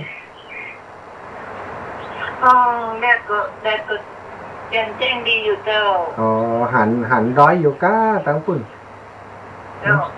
ทั้งเพศร้อยลบมดไกลก็บ้านเขาเยอะทั้งเพศร้อยก็มีแม่ร้อยรับไปไหนหมู่ห้องมดรับฝุ่นมดมีแม็กอยู่หมอกควันก็มีแม็กอยู่เจ้าดูแลสุขภาพวันที่9 ปะกันเนอะวันนี้ไปโรงพยาบาลมาแล้วไปเช็คเช็คหยังไปให้หมอตรวจดูติดอยู่ฮะตีนเป็นหยังที่เจ็บนะกับไปให้หมอตรวจวันนี้อยู่วันพุธเจอติด8 กันอยู่กะมันเป็นหยังมันเจ็บหยังได มันปวดออกมาที่คอไม่ติดนะจ๊ะแล้วก็มันบวมแต่มันพระแขก โอ้เป็นอันนี้ละอันทำเก้าก็ไปอ่ะนั่นนะ จบดี หมอวันยังตอนนี้ถ่ายถูกแล้วหมอลำปางบอกว่าถ้ำเข้ากับไปแล้วหมออีน่ะ อย่าตู้นะแม่นะขอบคุณแม่โทรมาเป็นกำลังใจเจ้าเนาะทำบุญทำกุศลเมื่อนี้ละเจ้าแต่เฮ้ยก็89ละ79 80เข้าย่างเข้า80อ๋อนี่ว่ะ89เลยสาธุบุญรักษาขอบคุณอีแม่เจ้าจ้าจะทายญาติโยมนะพี่น้องเมืองฝางมาก่อนเลยพี่น้องเชียงใหม่อย่างใดพี่น้องเชียงใหม่พี่น้องลำปางโลลำปางสถานีวิทยุวิทยาลัยสงฆ์เป็นอย่างใดพ่อลำปางตะกี้โยมแม่สมคิดเนี่ยจากแม่ทะเนี่ยน่าจะฟังจากลำปางฟังเสียงคนลำปางสักกรรมลุกฝ่ายฟังอยู่ช่วงนี้โยมแม่ซิมมุนีแก้วอยู่หรือเปล่าฟังอยู่หรือไม่แม่สมบูรณ์บ้านไร่ศิลาทองตะกี้โทรมากำหนึ่งบันแน่ใจนะว่าวิทยุวิทยาลัยสงฆ์นครลำปางตอนนี้ออกอากาศอยู่ก่อนเนาะปกติก็ลิงก์สัญญาณจากตังเชียงใหม่อยู่นะช่วงเวลา15 ถึง 17 นาฬิกาเนาะสถาญาติโยมเนื้อภัยสะดวกโทรมาโอ้แม่จันเรือนใสเจริญปอนโยมแม่วันที่9เจอกันเนาะจ้าวันนี้ชัดเจนดีขนาดโอ้ชัดเจนกูเตรียมชัดเจนอย่างวันนี้ครับวันนี้อ่านเจ้าฝ่ายเขียวมาแล้วเนาะเห็นมันฝนตกกันลมก็จอยมาละล่ะก็ยังแควนกับทหารท้องฟ้าเขียวพวกน่ะถ้าเกิดอยากดีขึ้นอยากถึงวันที่9วันที่9ก็ลำเต็งเลยนี่กันนะอยากให้ฝนลงสักหาเนาะแม่เนาะพยากรณ์แบบเป็นหาได้ลงสักหานี่พยากรณ์นี่บอกใครแม่นได้แม่บอกใครแม่นแล้วนะถ้าเขาก่อนนี่แม่นนะบอกเฮ็ดจะลงก็ลงอันนี้บอกว่าจะมาวันที่อย่างก็ได้เช้าป่ายเพื่อนเช้า7เพื่อนน่ะแล้วปิ้งหายแซ่บ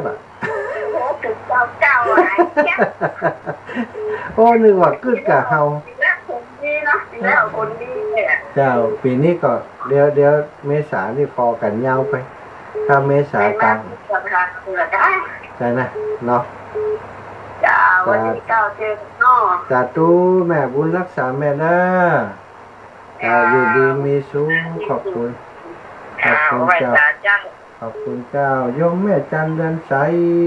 เวียงท่าการโอ้แม่คำปันจังใดน้อยใจรอสายบ่ตันกะรอสายบ่ได้ฮับสายกะโทรมาแหมใหม่แม่บุญปันแม่บุญปันจังใดแม่บุญปันก็บุญปันแม่บุญปันนี่บ้านห้วยงูในอันนี้แม่หยังแม่คำปันแม่คำปันบุญธรรมหรือแม่โทรมาแหมใหม่แม่คำปันบุญธรรมบ้านแม่ปุ้มตาเจ้าอีแม่หลานอีแม่โทรมาบอกแล้วว่าอีแม่โอนตั้งใจมาจ้าวันนี้ปลอดโปร่งมาของละล่ะก็ดีกันเนาะอันมันก็หายไปจากนักหนอกฟันเนาะก็ว่ามันไม่เชียงหมดกะมันถ่ายจะไม่เชียงแล้วก็เจ้าชัดเจนดีก็ดีแล้วอาการแม่ก็ยังว่าจะพอปงหรือไม่เนาะมันย้อนควันนะไอ้แม่ถ้าควันหายก็ถ้าจะดีขึ้นเนาะตัวหน้าบุญรักษาจะฮับสายแม่บุญปันก่อนเจ้าแม่จะเลินปอนแม่คำปันบุญธรรมจะเลินปอนอีแม่อันนี้ตังใดแม่คำปันอย่างใด15:58 ตันก็โยมแม่คำปันโยมแม่คำปันแต่เจ้าหลานสาวโทรมาบอกแล้วเนอะว่าเปิดโอนปัจจัยมาแล้วเนาะได้เช็คไปแล้วเดี๋ยวก็จะประกาศให้ทราบ สายของแม่คำปันเจริญพรแม่คำปัน เจ้าเป็นฟันดีเลยเจ้า อันแต่เจ้าอีน้องแจงบอกมาแล้วส่งไลน์มาให้พอแล้ว ฟันไม่ถูกหรอกเนี่ยเจ้า เจ้า ไม่ฟังอยู่เลยเจ้ามีกระทู้ไหมฮะ เจ้าขอบ กินจากนี้เจ้า ขอบคุณหลายๆโทรมาแจ้งให้ทราบจะพบกันชั่วโมงที่สองต่อแหม1 ชั่วโมงนะแม่เด้อเจ้า วันนี้ครั้งถึงวันบุญญาวัตรเจ้าพัดกินจากนี้ โอ้ดีละ เจ้าไว้กลางเจ้า สาธุโยมแม่คำปานบุญธรรมบ้านแม่ปุ้มสันติสุขนะเอ้าจะทายาทโยมพักเบรกสักกัมเดี๋ยวจะมีเสียงอุนะขอสัก2 เพลงก่อนแล้วกันในช่วงนี้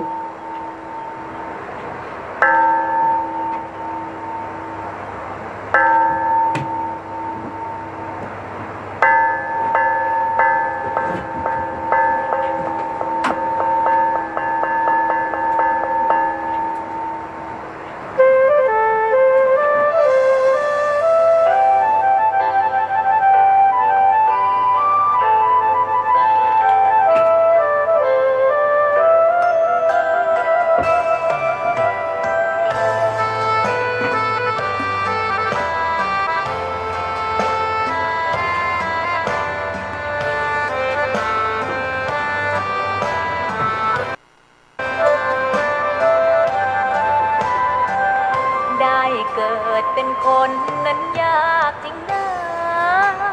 เพราะพุทธศาสนายิ่งแสนยากเย็นคนไทยโชคดีที่สุดแล้วมีแก้วสาวงามเด่นมีวัดซึ่งเป็นนาบุญยิ่งใหญ่เจ้าแม่วันเนาะแม่วันสันกันไทยเชียงใหม่เจ้าเจ้าขอบคุณอีเมลเนอร์แม่วันอยากมีอันจะกินต้องมันทำบุญทำทานเอาไว้เข้าวัดสวดมนต์ฝึกฝนสติให้ว่องไวรีบทำตอนที่เราทำเองได้อย่ารอจนตายถึงเข้าวัดจำนวนเงินในระบบของท่านไม่เพียงพอกรุณาเติมเงินเข้าสู่ระบบจะได้เห็นแต่น้ำใจเข้าวัดยามตาจะได้เห็นแต่น้ำตาก่อนจะสายเกินขอเชิญมาใช้ชีวิตให้คุ้มค่าเจริญทานศีลภาวนาสั่งสมบารมีไว้ทำบุญตอนที่ยังมีชีวิตย่อมดีกว่ารอเขาอุทิศบุญให้อย่ามัวหลงเพลินเดินห่างวัดตัวอย่างชัดๆมีมากมายเข้าวัดตอนตายสายเกินแก้กรรม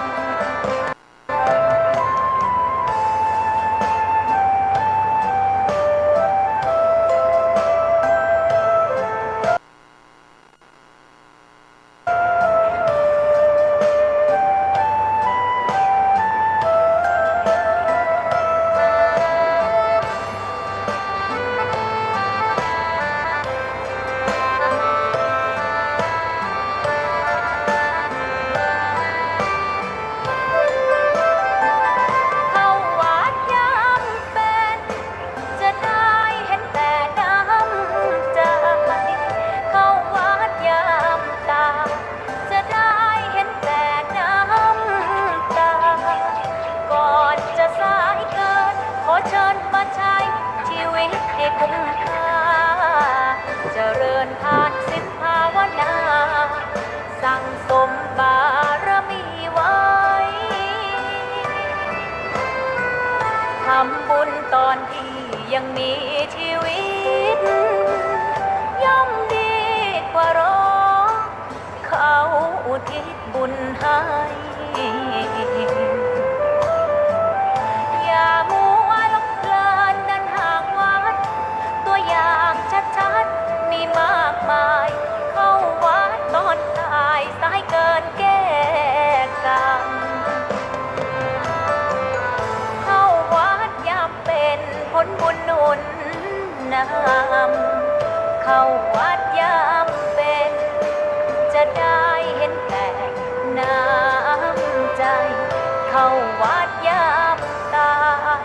จะได้เห็นแต่น้ำตา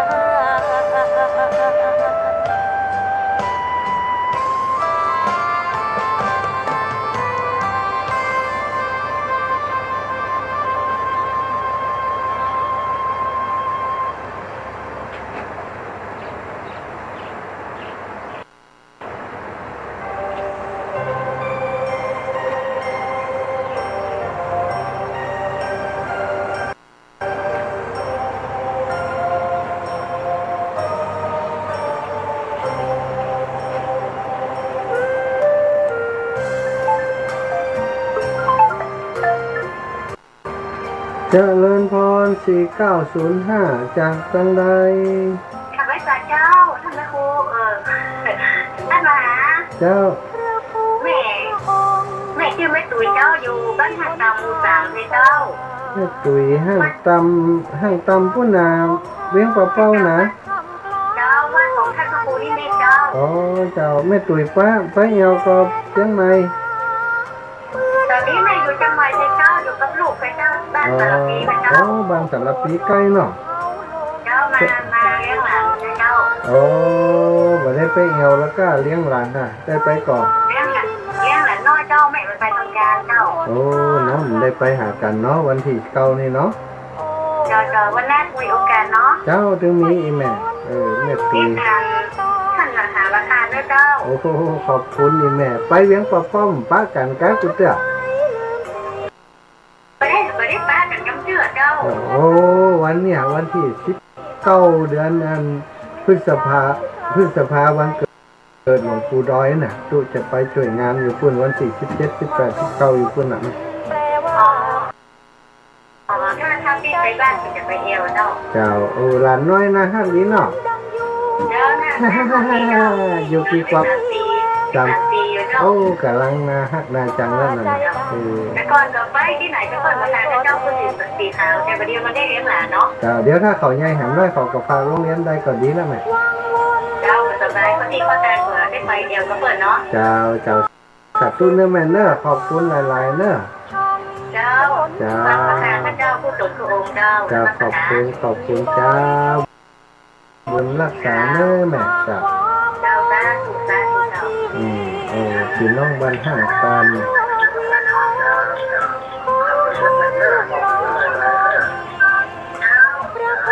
พระองค์ทรงชี้วิธีพระธรรมนำทาง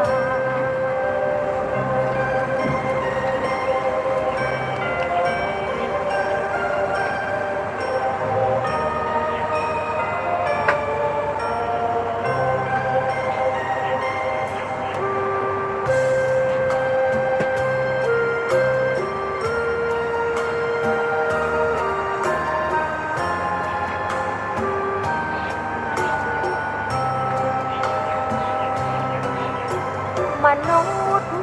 แปลว่าผู้มีใจสูงเหมือนดังยุงมีดีอยู่ที่แววคนถ้าใจต่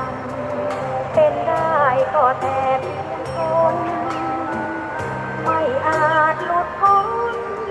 วังวนลุ่มลมโลกมาสิเชิญมาทางนี้หนทางมนุษย์ที่บริสุทธิ์ห่างความมองมัวชีวิตห่างโลกเวียนวนของคนลุ่มหลงโมกีพระพุทธองค์ทรงชี้วิธีพระธรรมนำทาง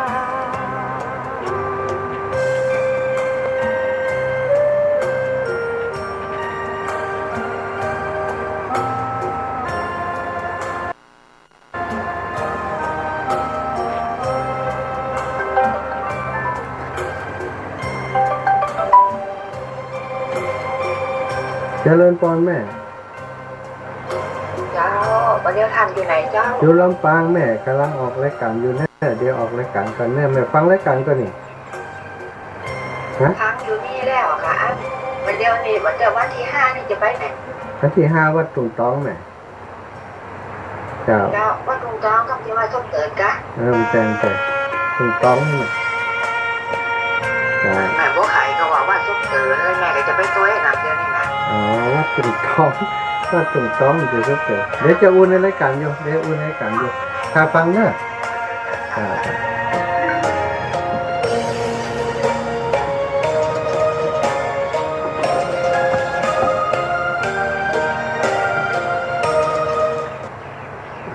ธรรมะสวัสดีภาค2ตอนบ่ายเนาะตอนนี้16:09 สถาญาติโยมเข้ามาพบปะกันในรอบที่2ได้พักเบรกดื่มน้ำดื่มท่าพอจะได้มีเสียงได้อูต่อแหมได้อูกันไปถึงเรื่องการบูชาคนที่ควรทำการบูชาเนาะอย่างนายสุมาณะมาลาการตะกี้สถานการบูชาที่พระพุทธเจ้าสรรเสริญก็คือการบูชาโดยการปฏิบัติ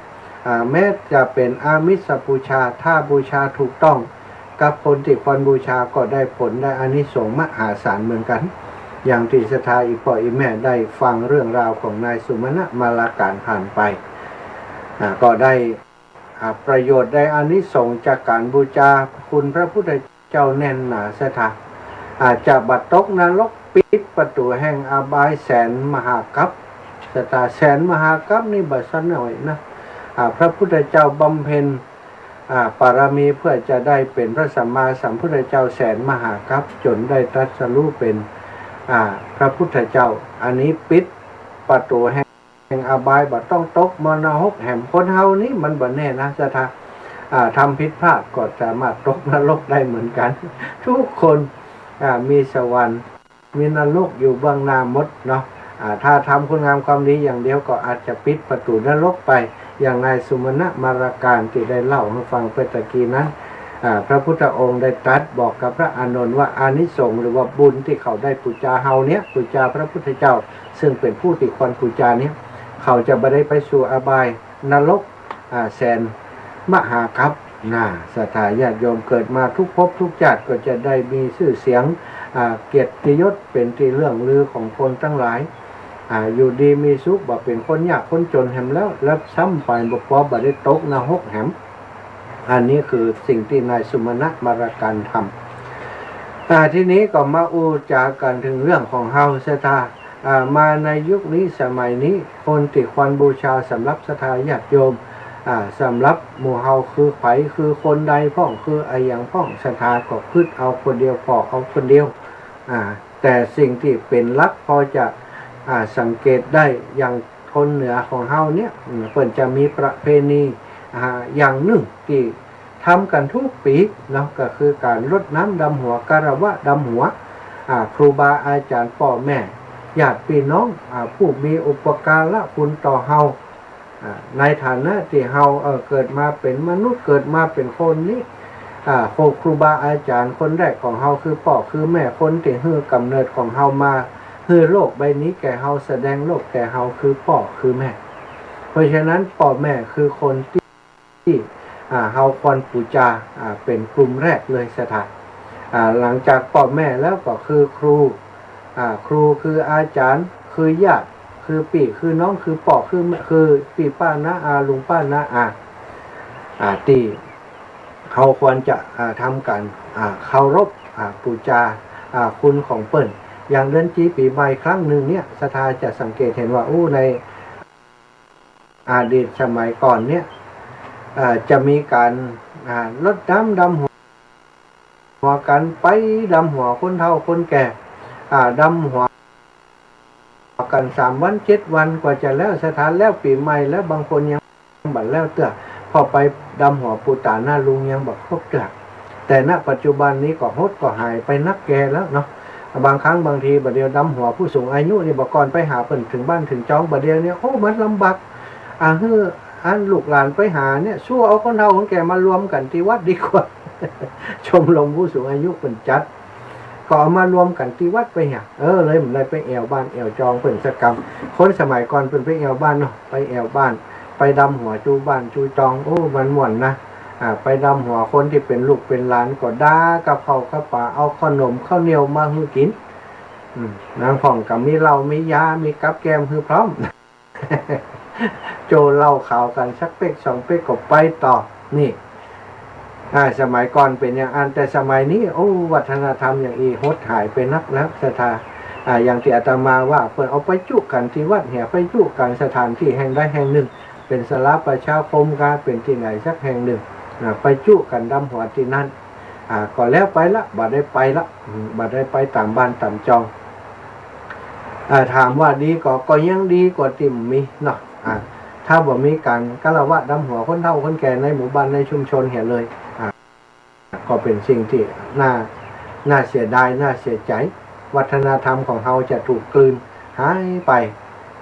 แต่นี้ก็ยังมีอยู่เนาะก็ถือว่าดีการที่เรามีวัฒนธรรมประเพณีที่ดีอย่างนี้ก็เป็นสิ่งที่ดีไปอย่างหนึ่งสถานถ้าบ่มีวัฒนธรรมอย่างอีกการบูชาคนที่ควรบูชาในตามหลักการนี้ดีบ่ดีก็อาจจะห่างหายไปเลยเขาก็จะอาจจะแบบมีโอกาส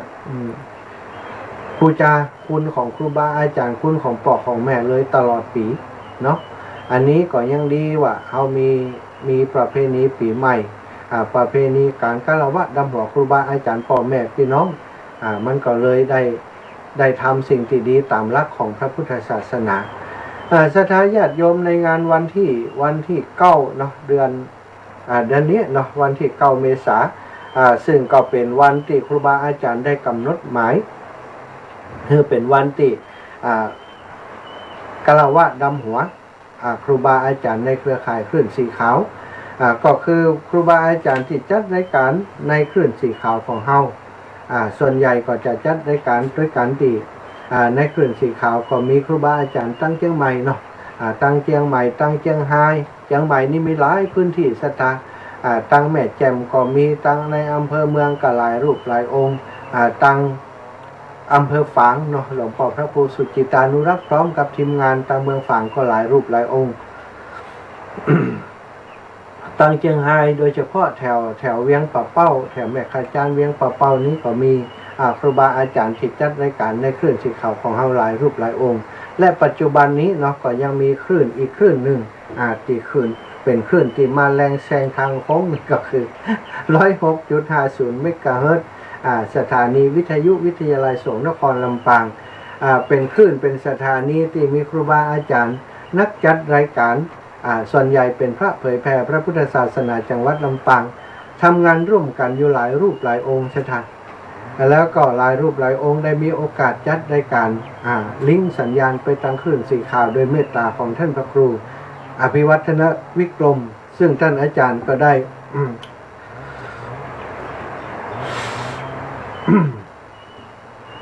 ได้นิมนต์ครูบาอาจารย์ที่จัดรายการอยู่ในคลื่น 106.50 เมกะเฮิรตซ์วิทยุวิทยาลัยสงฆ์นครลำปาง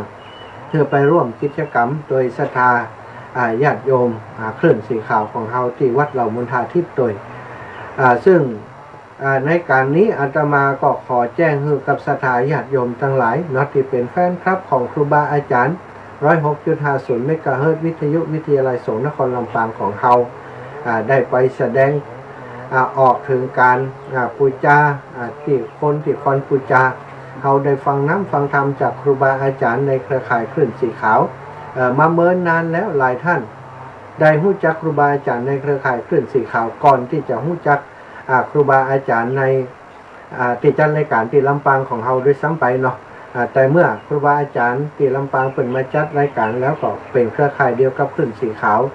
บัดนี้ได้เป็นเหมือนกับเป็นอันหนึ่งอันเดียวกันแล้วเมื่อตั้งคลื่นสีขาวมีกิจกรรมเป็นได้นิมนต์มาครูบาอาจารย์ที่จัดรายการใน 106.50 เมกะเฮิรตซ์เขาก็จะไปร่วมบุญด้วยเปิ้นก็จะอาศัยศรัทธาด้วยนะถ้าไปกับครูบาอาจารย์โอ้ศรัทธามีไป เปิ้นก็ว่าโอ้วิทยุวิทยาลัยสงฆ์เนี่ยว่ามีคนฟังเนี่ยหนาฟังคันคนฟังนักหนาจะได้มาหันไผไม้น่ะ แต่บัดเดี๋ยวนี้ได้ข่าวว่าจะมีกันไปหลายก็ดีใจบางพ่องก็แจ้งมาว่าจะไปบางพ่องก็แจ้งมาว่าอีแม่ถ้าบ่ได้ไปแล้วมีงานศพที่บ้านเสร็จแล้วท่านอาจารย์นี่นะอันนี้ก็ว่ากันไปเนาะแต่ที่ใครก็ตามที่ไปได้อาตมาขออนุโมทนาบุญและสิ่งสำคัญอย่างหนึ่งนะที่อยากจะให้ศรัทธาญาติโยมได้ไปพบไปปะได้ไปร่วมกิจกรรมในครั้งนี้ก็คืออยากจะไปปาศรัทธาญาติโยมที่ได้หายได้หอมร่วมบุญกับอาตมาร่วมบุญกับครูบาอาจารย์ขึ้นสีขาวที่เปิ่นไปสร้างวัดใหม่ก็คือวัดเหล่ามณฑาทิพย์เนี่ยที่บ้านเหล่าเป้าบ้านเหล่ามณฑาเนี่ยจะได้ไปพอวัดใหม่ที่สร้างมายังบอกครบปีด้วยนะศรัทธาจะครบปีวันที่17มิถุนาดูยังแหมเดือน2เดือนก่อนนะยัง2เดือนเนาะ17มิถุนาเนี่ยอาจจะได้ไปปาศรัทธาไปพอวัดที่สร้างถือว่าสร้างเร็วศรัทธาตั้งแต่เป็นที่พักสงฆ์ปัจจุบันนี้ได้ส่งเรื่องนะขออนุมัติคือเป็นวัดแล้วเป็นวัดแล้วก็ตั้งราชการก็ได้ลงได้มีการส่งเรื่องราวรับรองมาแล้วนะว่าเป็นการสร้างวัดที่ถูกต้องแถมน้อยก็จะประกาศเป็นทางการแล้วเป็นวัดเหล่ามณฑาทิพย์นะศรัทธาเวลายังบ่ถึงปีอาศัยความสมัครสมานสามัคคีของครูบาอาจารย์และศรัทธาญาติโยมบ้านเหล่ามณฑาบ้านเหล่าเป้าที่เปิ้นช่วยกันเปิ้นอยากได้วัดศรัทธาเพราะที่ผ่านมาเนี่ยวัดก็มีอยู่แต่ว่าข้ามตางไปเกิดปัญหาเกิดความลำบากบางเตือไปวัดวันพระวันศีลเนี่ยไปถูกรถเฉียวรถชนมารถสายนั้นมันต่าง4เลนสถานรถวิ่งเร็วแล้วคนเฒ่าคนแก่บางเตือสายตามันเหมือนแน่นอนเนาะไก่ก็ใกล้ก็พอมองบ่ออกบางเตือเหมือนกับไก่แต่ว่าเปิ่นมาใกล้หั่นเนี่ยทำให้สลุงปิวไปหลายรอบแล้วเปิ่นก็เลยอยากได้วัดใหม่ตอนนี้สร้างวัดถือว่าเกือบสมบูรณ์แล้วนะเกือบสมบูรณ์แล้วก็ถ้าเปรียบเทียบเปอร์เซ็นต์ก็ได้ 70% แล้วมีศาลาการประเรียนหลังใหญ่เหมือนกับเป็นวิหารหลังใหญ่ๆหลังนึงศรัทธาญาติโยมตอนนี้สร้างเสร็จเรียบร้อยแล้วอยากให้ศรัทธาได้ไปฮู้ไปหานเพราะว่าหมู่เฮาทั้งหลายได้ร่วมบุญด้วยเปิ้นได้ถวายปัจจัยไปสนับสนุนเนาะหลายท่านด้วยกันที่โอนผ่านมาทางอาตมามีกิจกรรมอย่างที่วัดเหล่ามณฑาทิพย์เวลาอาตมาประกาศไปศรัทธาอีปอยอีแบกก็ฝากให้หอมมาหอมโอนตังเข้าบัญชีก็มีโอนมาให้อาตมาก็ที่ฝากหอมเอาปัจจัยมาถวายอาตมาบรรลุก็มีตอนนี้สิ่งที่เฮาได้ร่วมด้วยช่วยกันสำเร็จเสร็จสิ้นแล้วเนาะขอให้ศรัทธาได้ไปแอวไปพอกันเป็นบุญตาเกิดความปิติประโมทในสิ่งที่เฮาได้ร่วมร่วมสร้างด้วยกันมาและที่สำคัญที่สุดศรัทธาทั้งหลายจะได้ดำหัวครูบาอาจารย์กะละวะดำหัวครูบาอาจารย์ที่เฮาได้ฟังรายการของเพิ่นมาเป็นปีหลายปีมาแล้วบางท่านบางคนเนี่ยอยากจะหันแต่ทุลุงดอยเป็นตนอย่างใดหลวงพ่อวัดห้างทำเป็นอย่างใดครูบาอาจารย์ท่านพระครูอภิวัตหน้าตาเปิ้นอย่างใดเท่าแต่ก็บ่เท่าท่านทุลุงยองที่เปิ้นเทศม่วนๆนะเป็นตนอย่างใดเป็นตัวอย่างใด ท่านพระครูกัลยาณประโมทท่านอาจารย์วรรณชัยท่านพระครูสุเมธท่านพระครูสังวรศิลาภิลักษ์เนาะท่านพระครูสถิตสารคุณเนี่ยท่านสามเณรเอาลักเปิ้นเป็นอย่างใดเปิ้นอยู่อย่างใดเนี่ยศรัทธาจะได้ไปพบไปปะไปฮู้ไปหานกันในวันที่9นี้เนาะแต่เจ้าได้ยินครูบาอาจารย์เปิ้นว่าสิ่งที่จะต้องเตรียมมีอย่างพ้องก็มีข้าวมินส้มปล่อยเนาะน้ำข้าวมินส้มปล่อยที่จะต้องเอาติดตัวไปโดยน้ำข้าวมินส้มปล่อยดอกไม้เนาะถ้าเป็นดอกมะลิซ้ำเมาะวันวานนะมันจะหอมนะหอมไปทั่วบริเวณดอกมะลิเอาไปสักหลายๆพวงคือตัวเก่าห้อยคอไปพวงนึงก็ดีแล้วก็เอาถ้าไปถวายครูบาอาจารย์หรือว่าไปมอบให้ญาติโยมคนใดคนหนึ่งที่อาจจะฮู้จักและเคารพนับถือเปิ้นเป็นญาติเป็นยายเป็นพี่เป็นน้องของเฮาอยากตายแล้วคนก็มามอบให้กันมันจะม่วนศรัทธาซึ่งในวันนั้นนี่ศรัทธาเป็นน้องวัดเหล่ามณฑาทิพย์จะเป็นเจ้าภาพในการต้อนรับขับสู่ดูแลในเรื่องของข้าวน้ำโภชนาอาหาร ภัยที่จะเอาห้องตันไปด้วยก็แจ้งมาก็ได้บ่แจ้งก็ได้ไปถึงปุ้นก็สถานที่เขาจะจัดเตรียมไว้ให้ละสถานเป็นโต๊ะเป็นตังเป็นที่เก็บที่วางอย่างต่างๆแต่งกลางโต๊ะกลางเต็นท์จัดโต๊ะจัดตังอย่างอาตมาใจนี่อยู่ปุ้นสถานแต่ว่าติดการงานของครูบาอาจารย์กะว่าแล้วงานวันที่5แล้วก็จะเดินทางเลยแล้ววันที่5แล้วก็จะไปนอนพุ่นละวันที่6ที่7ที่8อย่างน้อยได้ไปช่วยเตรียมสถานที่ไปช่วยครูบาอาจารย์เปิดประดับประดาเจ้าตกแต่งสถานที่ให้เรียบร้อยเนาะตอนนี้ศรัทธาญาติโยมวัดเหล่ามณฑาเพิ่นก็ช่วยกันทุกวันหน้าสรรเสริญยกย่องพี่น้องวัดเหล่ามณฑาตีจัดงานนี้อาศัยบาอาศัยแห่งอาศัยสถานที่ของเพิ่น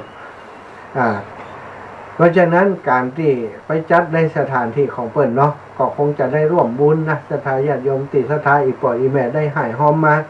หลังจากที่ครูบาอาจารย์เอาไปเป็นการใช้จ่ายเรื่องของปัจจัยที่จะถวายสังก็ดีอันยังก็ดีที่ศรัทธาญาติโยมเป็นหายหอมมาก็จะได้ถ้าส่วนใดที่เรียบร้อยแล้วกาบัตรทิศนี้ทิศสินไฟแล้วกาก็จะได้เอาถวายคืนไว้กับวัดเหล่ามณฑาทิพย์เพื่อจะได้พัฒนาเสนาสนะสร้างวิหารสร้างอุโบสถสร้างเสนาสนะต่างๆที่จำเป็นสำหรับวัดวาศาลากาพระธาตุกาต่างๆเนี่ยเนาะต่อไปฉะนั้นวันครั้งนี้ศรัทธาญาติโยมได้ตึงเรื่องของการทำบุญสร้างวัดเนาะแล้วก็ได้ในเรื่องของการคารวะดำหัวครูบาอาจารย์ด้วยศรัทธาอีป่ออีแม่ที่ลำปางตะกี้โยมแม่บัวเย็นจันทบเนาะเพิ่นพยายามติดต่อมาแต่อาตมาฮับบัตันตอนนี้ก็จะเช็คแม่บัวเย็นจันทบดูถ้าอีแม่ฟังอยู่ตอนนี้อีแม่โทรเข้ารายการมากั้มว่าอันรถติเขาได้หาไว้แล้วเนาะที่ลำปางนี้มีรถของที่จะไปในกลุ่มของโยมแม่น้อยอินยาศรีเนาะรถหนึ่งกันโยมแม่น้อยอินยาศรีถ้าโยมแม่ฟังอยู่เป็นรถตู้หรือว่ารถอะไรอย่างเนาะรู้สึกว่าจะเป็นรถตู้นะโยมแม่น้อยอินยาศรีโยมแม่น้อยอินยาศรีตอนนี้มีคนที่จะไปด้วยอีแม่ครบแล้วยังโยมแม่บัวเย็นจันทบเนาะแล้วก็พี่น้องตังนากวางนาฟานเนอะนากวางนาฟานพี่น้องตังนาดูนาดงนากวางนาฟานพี่น้องตังสีหมวดเก้าพี่น้องตังหนองยางเนอะภัยที่จะไปด้วยกันเนาะแจ้งชื่อมากำอันอีแม่ก็จะไปตอนนี้บ่มีรถตะกำเตื้ออีกนะพี่น้องตังอันบ้านหกหัวจ้างบ้านหัวทุ่งเหมือนกันนี้รถของแม่เย็นเนาะตาปิ๋วแม่ยายเย็นนี้ได้ได้จากกันไว้แล้วก็บันไดใจว่าวันที่9นี้โยมตาปิ๋วโยมแม่เย็นจะติดที่ไหนก็ถ้าบัดติดที่ไหนก็คงจะได้ไปด้วยกันเพราะคราวก่อนวันที่ไปเมืองฝางโยมแม่เปิ่นบ่ได้ไปสักกรรมแต่ที่วัดเหล่ามณฑาทิพย์นี่อยากจะให้โยมแม่เปิ่นได้ไปแอวเนาะไปฟังซอด้วยนะสถานมีซอด้วยนะ มีซอด้วยนะหลังจากที่กล่าวว่าดำหัวครูบาอาจารย์แล้วศรัทธาญาติโยมไผอยากจะไปแอวเนาะไปแอวอันดอยอินทนนท์ก็จะไปแอวแถวใกล้ๆแถวนั้นพระธาตุสีจอมต้องหรือว่าจะไปแอววัดปากตางเจริญวัดหม่อนฤาษีของท่านพระครูสุเมธหรือว่าวัดหม่อนห้วยแก้วก็จะได้ปาไปแอวอันนี้สำหรับพี่น้องลำปางเนอะไผจะไปก็แจ้งบอกมากำหลังไม้ก็ได้หลังที่อาตมาออกรายการไปแล้วก็แจ้งบอกมากำถ้าแม่บัวเย็นจันทบฟังอยู่ในขณะนี้โทรแจ้งมากำว่าตอนนี้รถในสายงานของอีแม่ได้เตรียมกันพร้อมแล้วยังมีคนกี่คนเนาะแล้วก็ตั้งสายโยมแม่แก้วบ้านกาดโป่งด้วยเนอะสายแม่แก้วบ้านกาดโป่งแม่บัวขี้ท่าโปตั้งบ้านจูดตั้งบ้านกาดโป่งตั้งบ้านแม่ปุ่มอาตมาคิดว่าถ้าได้สักกันก็จะดีถ้าได้รถไปสักกันก็จะทำให้หมู่เขาเวลามีกิจกรรมอย่างต่างๆวันหน้าเขาก็ถ้ารถสายนั้นมันไปหากันบักไก่เนาะออกจากบ้านกาดโป่งไปบ้านแถวบ้านจูดบ้านปงใต้บ้านคลองแม่ตานเนาะไปบ้านแม่ปุ่มรองแม่ปุ่มสันติสุขเนี่ยถ้าได้คนบ้านละสัก 2-3 คนเนี่ย ถ้ารถตู้เปิ่นอยู่ตั้งนั้นก็ไปกันไปด้วยกันสะดวกขึ้นเนาะการรถกอกตกประมาณสักคนละสัก300นะสถาถ้ารวมกันนะ13คน13คน300ต่อ3ปัน13คนก็รวมๆกันแล้วประมาณนั้นก็ไปแอวด้วยกันได้สบายได้ไปแอวด้วยกันที่ไปกะละวะดำหัวครูบาอาจารย์เดินทางจากลำปางถ้าลำปางนี่ไปถึงที่วัดเหล่ามณฑาทิพย์เนี่ยใช้เวลาเดินทางประมาณสักชั่วโมงครึ่งทางสถามันบอกไก่เนาะมาได้เข้าถึงตัวเมืองเชียงใหม่มันเข้าไปตังหลับปูนนี้แล้วก็ไปแถวตังป่าซางเนี่ยไปอำเภอดอยหล่ออำเภอจอมตองอำเภอออกไปตังกลางปุ้นเนาะออกไปตังแต่วันนี้บัดถึงปุ้นกับเพื่อนนะไปถึงอำเภอดอยหล่อก่อนไปถึงอำเภอดอยหล่อแล้วก็จะเข้าอำเภอจอมตองอยู่ใกล้นี่สถานอยู่ใกล้บ่พอไกลสถานอีปออีแม่ก็พอจะเดินทางไปสบายพี่น้องต่างเมืองฝางพี่น้องต่างปุ้นนี่เดินทางไกลน้อยเนอะพี่น้องต่างอำเภอฝางนี่กว่าจะเปิ่นจะเดินทางมาถึงเฮานี่ใช้เวลา3-4 ชั่วโมงสถานกว่าจะถึงเชียงใหม่แต่เปิ่นก็มากันตอนนี้ได้ทราบข่าวว่าพี่น้องต่างเมืองฝางในสายงานของแม่จงดีเนี่ย5-6 กันรถแล้วและสายงานอื่นๆแหมก็คงจะประมาณแหม2-3 กันรถเนาะต่างเมืองฝางนี่ประมาณการแล้วน่าจะบัดต่ำกว่า10การรถตู้ทุกครั้งที่มีกิจกรรมแบบนี้เนี่ยพี่น้องเมืองฝางเปิ่นจะเอากันเป็นการสถาน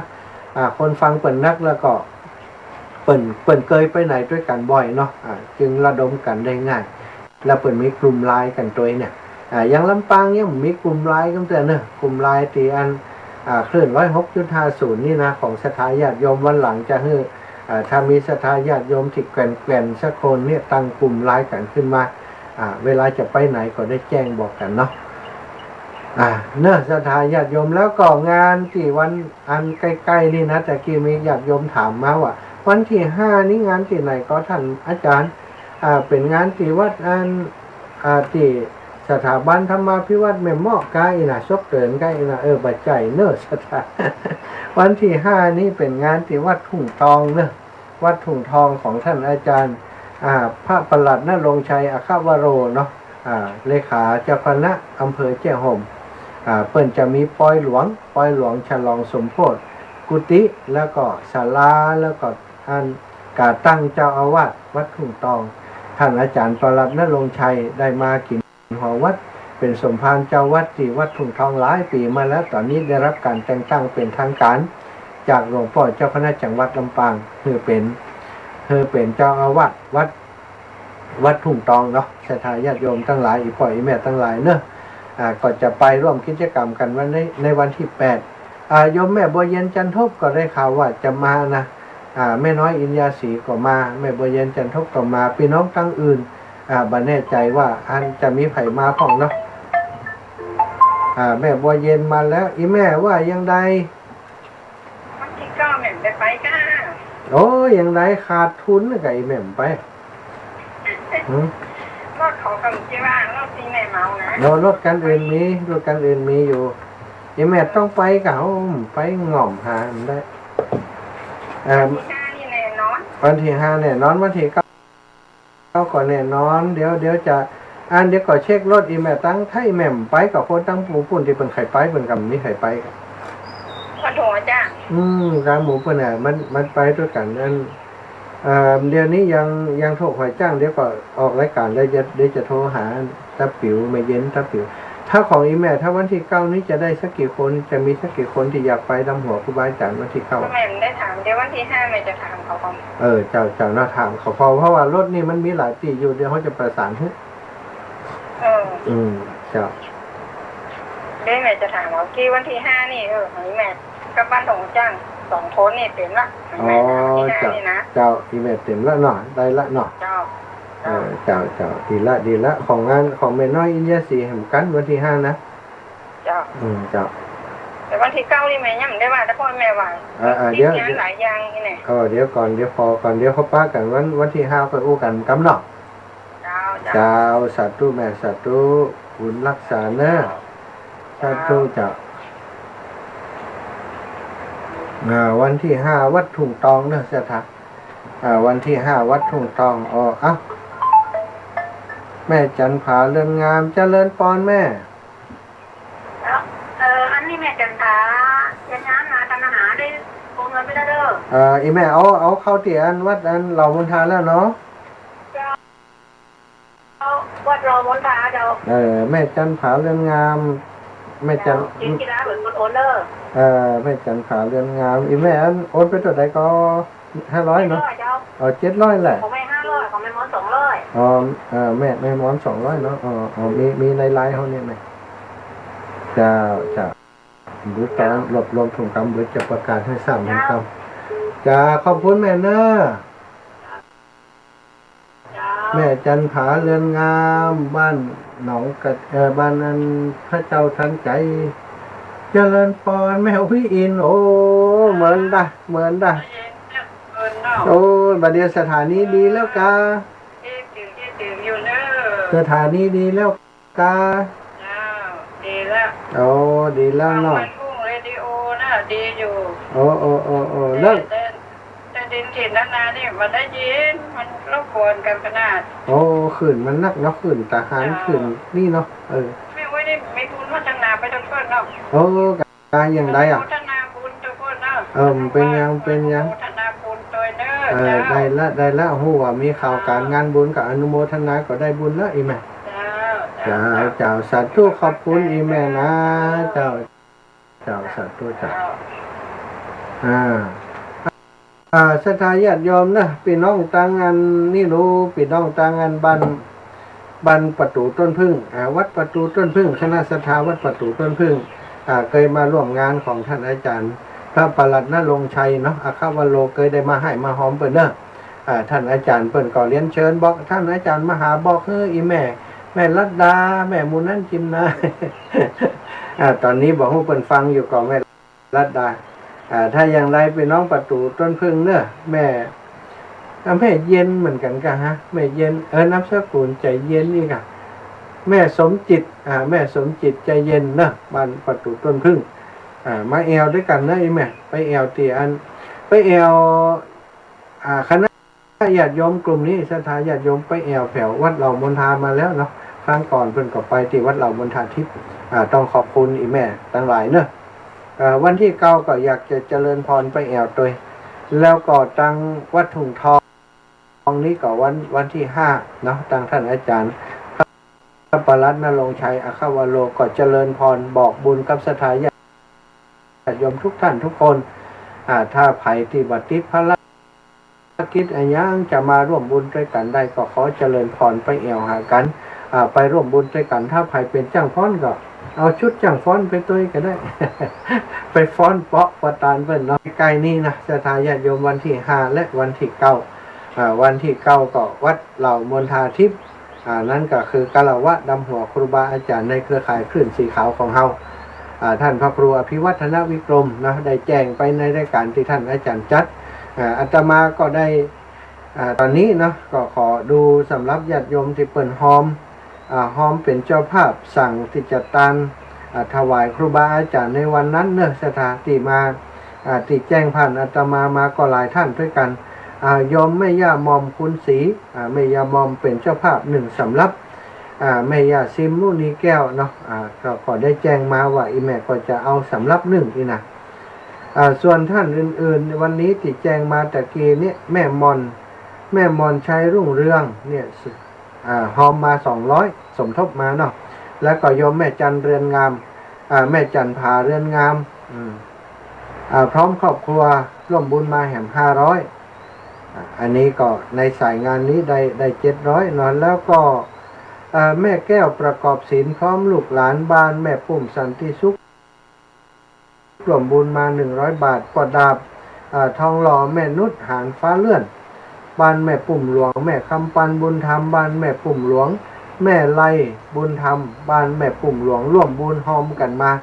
3-4 ครอบครัวนี้ได้แห่ม500 บาทนี่500 บาทก็เป็น1สังเนาะแล้วก็อันนี้ไผ่ 1,000 บาท1,000 บาทนี่ตะกี้โยมแม่สมคิด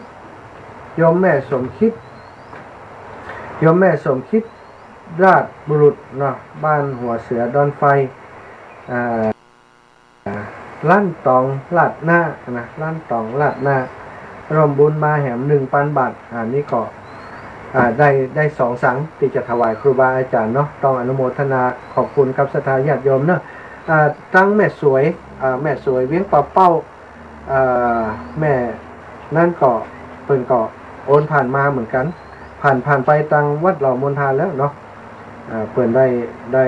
ฝากร่วมบุญมาก็ต้องขออนุโมทนากับศรัทธาญาติโยมทุกท่านทุกคนเนาะติดแจ้งผ่านมาตั้งอาตมาเพราะเพิ่นได้โอนปัจจัยไปแล้วโอนปัจจัยไปร่วมบุญที่วัดเหล่ามนทาทิพย์เรียบร้อยแล้วคือเลขที่บัญชีของวัดเหล่ามนทาไปเลขที่บัญชีของวัดเหล่ามนทาท่านศรัทธาญาติโยมทั้งหลายประสงค์เนาะจะร่วมบุญอีแม่บ่ได้ไปหรือว่าอีแม่จะฝากโอนปัจจัยไปก่อนได้ก็ได้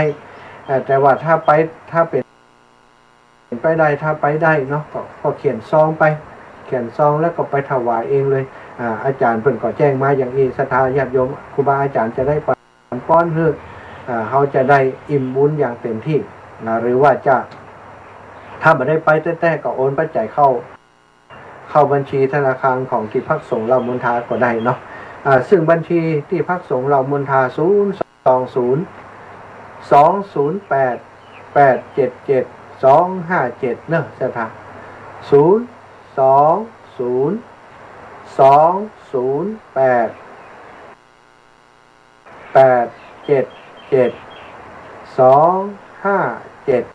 020-208-877-257ธนาคารทกส.ชื่อบัญชีวัดที่พักสงฆ์เหล่ามนทาเนาะ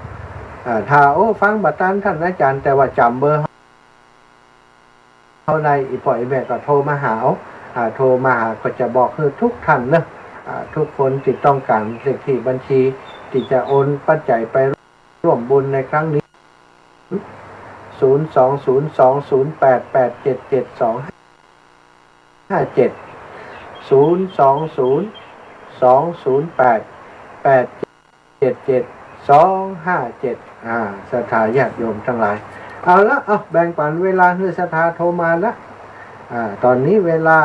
16:41 นาทีพี่น้องตังเมืองฝางก็ได้พี่น้องตังเวียงป่าเป้านี่ไม่ได้ยินพี่น้องตังลำปางเนาะลำปางฝ่ายฟังอยู่ช่วงนี้โทรมาได้เลยเนอะโยมแม่น้อยอินยาศรีได้ฟังอยู่ก่อนอีแม่วันที่5นี้เตรียมรถแล้วยังโทรมาแจ้งเข็มเนอะวันที่5เมษายนนี้ที่วัดทุ่งตองท่านปลัดณรงค์ชัยอัครวโรมีศรัทธาญาติโยมโทรมาว่าท่านอาจารย์ได้ข่าวว่าเพิ่นเปลี่ยนผอ.วิทยาลัยสงฆ์ใกล้นะเพิ่นได้ทราบข่าวจากที่ไหนมาบอกฮู้เนาะก็แจ้งให้ทราบว่าท่านอาจารย์พระครูสิริธรรมบัณฑิตเปิ่นหมดวาระในการดำรงตำแหน่งเป็นผู้อำนวยการวิทยาลัยสงฆ์นครลำปางแล้วก็ตั้งสภามหาวิทยาลัยสงฆ์ส่วนกลางเนาะมจร.ส่วนกลางเปิ่นมีสภามหาวิทยาลัยส่วนกลางเปิ่นได้แต่งตั้งผู้ที่จะมาดำรงตำแหน่งคนใหม่ก็คือท่านอาจารย์พระมหานพดลสุวรรณเมธีประธานสงฆ์เผยแผ่พระพุทธศาสนาจังหวัดลำปางก็เป็นครูบาอาจารย์ที่ทำงานอยู่ด้วยกันนี่ถึงนั้นศรัทธาเพียงแต่ว่าเปลี่ยนกันทำงานเนาะเปลี่ยนบทบาทเปลี่ยนหน้าที่กันช่วยกันพัฒนาวงการศึกษาของคณะสงฆ์จังหวัดลำปางเฮาก็แสดงความยินดีกับครูบาอาจารย์ถึง2 รูป 2 องค์เนาะถึงท่านพระครูสิริธรรมบัณฑิตที่เพิ่นได้ปฏิบัติหน้าที่ครบรอบ4 ปีโดยบ่มีปัญหาอย่างทำให้การพัฒนาการศึกษาของวิทยาลัยสงฆ์นครลำปางเป็นไปด้วยความเรียบร้อยในระหว่างเวลาที่เพิ่นดำรงตำแหน่งปฏิบัติหน้าที่อยู่ได้พัฒนาการศึกษามีงานวิจัยมีการทำกิจกรรมต่างๆกับคณะสงฆ์กับสังคมนักเนาะก็ทำตอนนี้เพิ่นได้พักผ่อนแล้วแต่ว่าก็ยังทำงานช่วยเหลือกันอยู่เนื้อศรัทธาญาติโยมเจริญพรโยมแม่แก้ว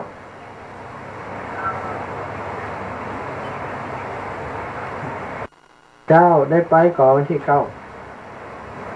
มันได้ไปนะลูกเจ้ามันเป็นอย่างแม่ทางนั้นด้วยที่ อาจารย์กันลงละเปิ่นหันเปิ่นอันประกาศให้อยู่ตะคืนตะวากะ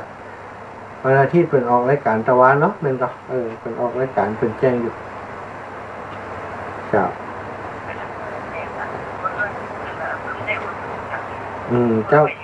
เปิ่นจะไปด้วยอาจารย์เปิ่นจะไปด้วยเจ้าไปกะโอ้เปิ่นนิมนต์หมดหรอกเปิ่นนิมนต์ลำปางไปหมดลูกเจ้าแม่เจ้าแม่เจ้าสาธุนะแม่เด้อบุญรักษาเจ้าขอบคุณแม่เด้ออากาศร้อนดูแลตัวเองอยู่คนเดียวระวังความร้อนฮ้อนเพศกับฮ้อนแน่นหนาแม่เฮ้ยสาธุบุญรักษาโยมแม่แก้วลูกเป็นโยมแม่ของครูบาอาจารย์ทุกกลุ่มทุกองค์แล้วอายุเปิ่นนักเปิ่นนานแล้วเนาะแล้วก็เปิ่นฟังธรรมะมาตลอดสถาญาติโยมโยมแม่แก้วบ้านกาดโป่งโยมแม่บัวคลีท่าโปวังนี้โยมแม่ถนอมไปทางใดเนาะโยมแม่ถนอมไปทางใดคือเติงหาอยู่เด้อฟังรายการอยู่ก็จ้า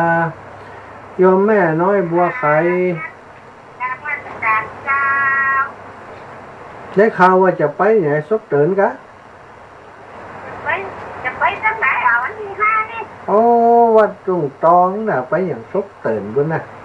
วัดตุงตองแจห่มนี่น่ะแม่นิตยาว่าแม่น้อยบัวไข่ว่าจะไปแม่มอกอีว่าโอเคไปตั้งไหนกับไปตั้งนั้นน่ะวัดตุงตองฮะรถแม่บันเย็นหาละรถแม่บัวเย็นนี่อันเป็นว่าได้อันถกหอยจ้าง2คนเนี่ยไผถกหอยจ้าง2คน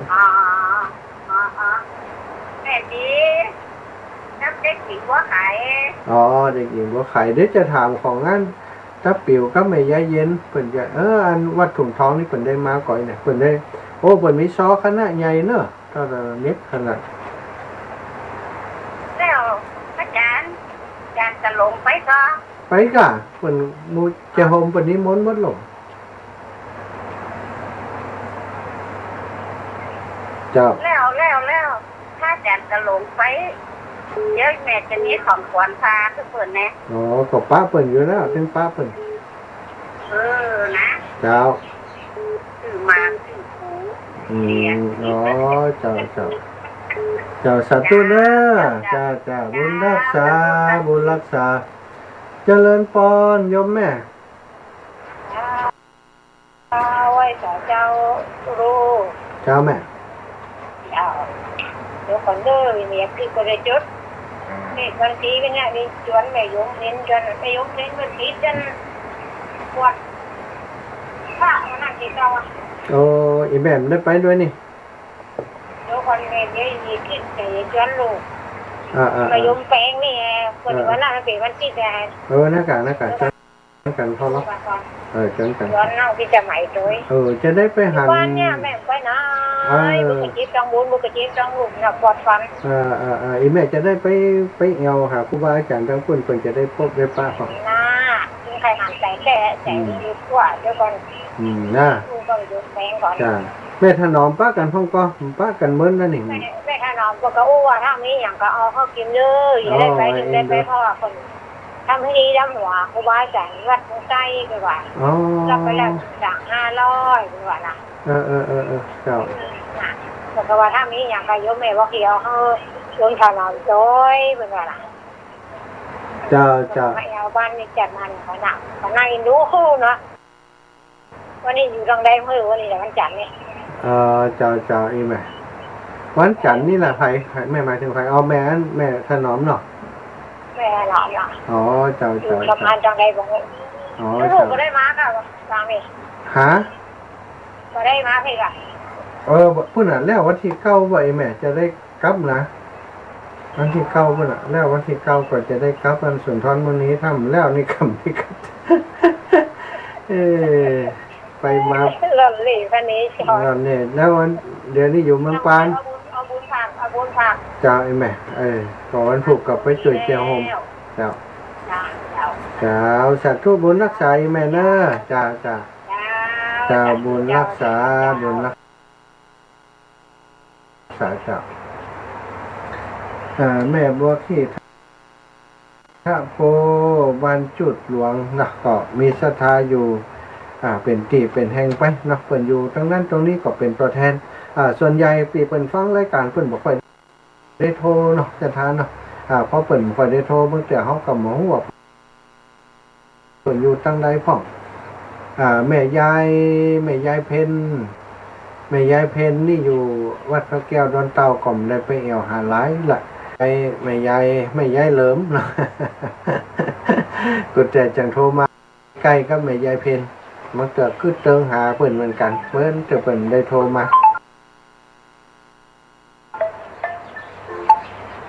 เจริญปอนแม่สุแก้วเจ้าได้ฟังอยู่ด้วยเจ้า ได้ฟังอยู่แล้ว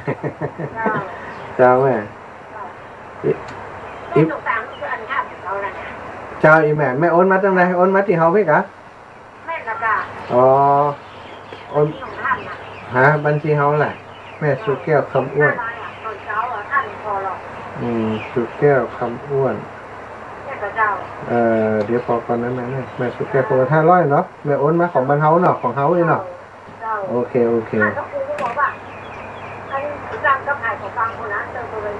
อ๋อเจ้า ฟังที่ใครก็เอาที่คนนั้นได้อีกอ่ะ เจ้าโอเคนะแม่เนอะลงจิ๋วไว้แล้วเดี๋ยวก็จะได้ถอนออกมาให้อีแม่จะใส่ซองให้น่าจะได้ไปแอวนะอีแม่เนี่ยไม่มามีก็จะไทยโอ้ยอินดูตะถ้าเขาไก่เปิดฟังจากการตีเปิดประกาศเอาเนอะวันนั้นก็จะออกอากาศอยู่ไปตีห้อมไปก็จะไปสรุปประกาศปุ่นแห่งกรรมอีแม่เจ้าบุญรักษาอยู่ดีมีสุขขอบคุณหลายๆขอบคุณหลาย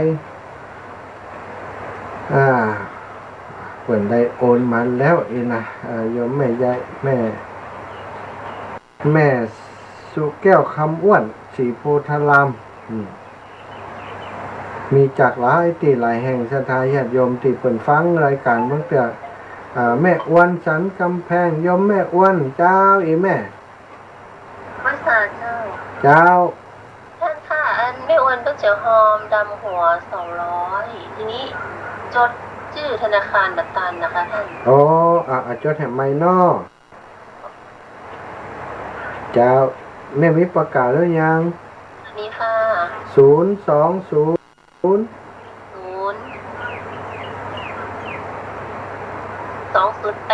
ก่อนเจ้า208 877เจ้า257ธนาคารอย่างเจ้าทกสแม่ทกสเนาะจะโอนไป200ตอนนี้เลยนะเจ้าค่ะเจ้าดีเลยเนอะแม่เนอะเดี๋ยวเขาจะจดชื่อไว้ให้เนอะเจ้าขอบคุณโยมแม่อ้วนพี่น้องจากสันกำแพงเจ้าสาธุแม่อ้วนนำสกุลยังก็ค่ะส่งไปในข้อความนะท่านเจ้าสาธุเดี๋ยวจะขอในข้อความเนอะเจ้าโยมแม่อ้วนเปิ่นมีลายกันโดยโลนี่โยมแม่อ้วนโยมแม่อ้วนจะส่งมาตั้งลายโดยขอบคุณเนอะศรัทธาญาติโยมอีปล่อยแม่ทั้งหลายตีมาเองได้ก็บ่ต้องฝากอย่างอีนะบ่ต้องฝากอย่างอีเอามาถวายเองเลยมาถวายกับครูบาอาจารย์เขียนชื่อเสียงเรียงนามครอบครัวของท่านให้เรียบร้อยวันงานก็มาถวายด้วยตนเองเลยแล้ววันนั้นใครจะมาร่วม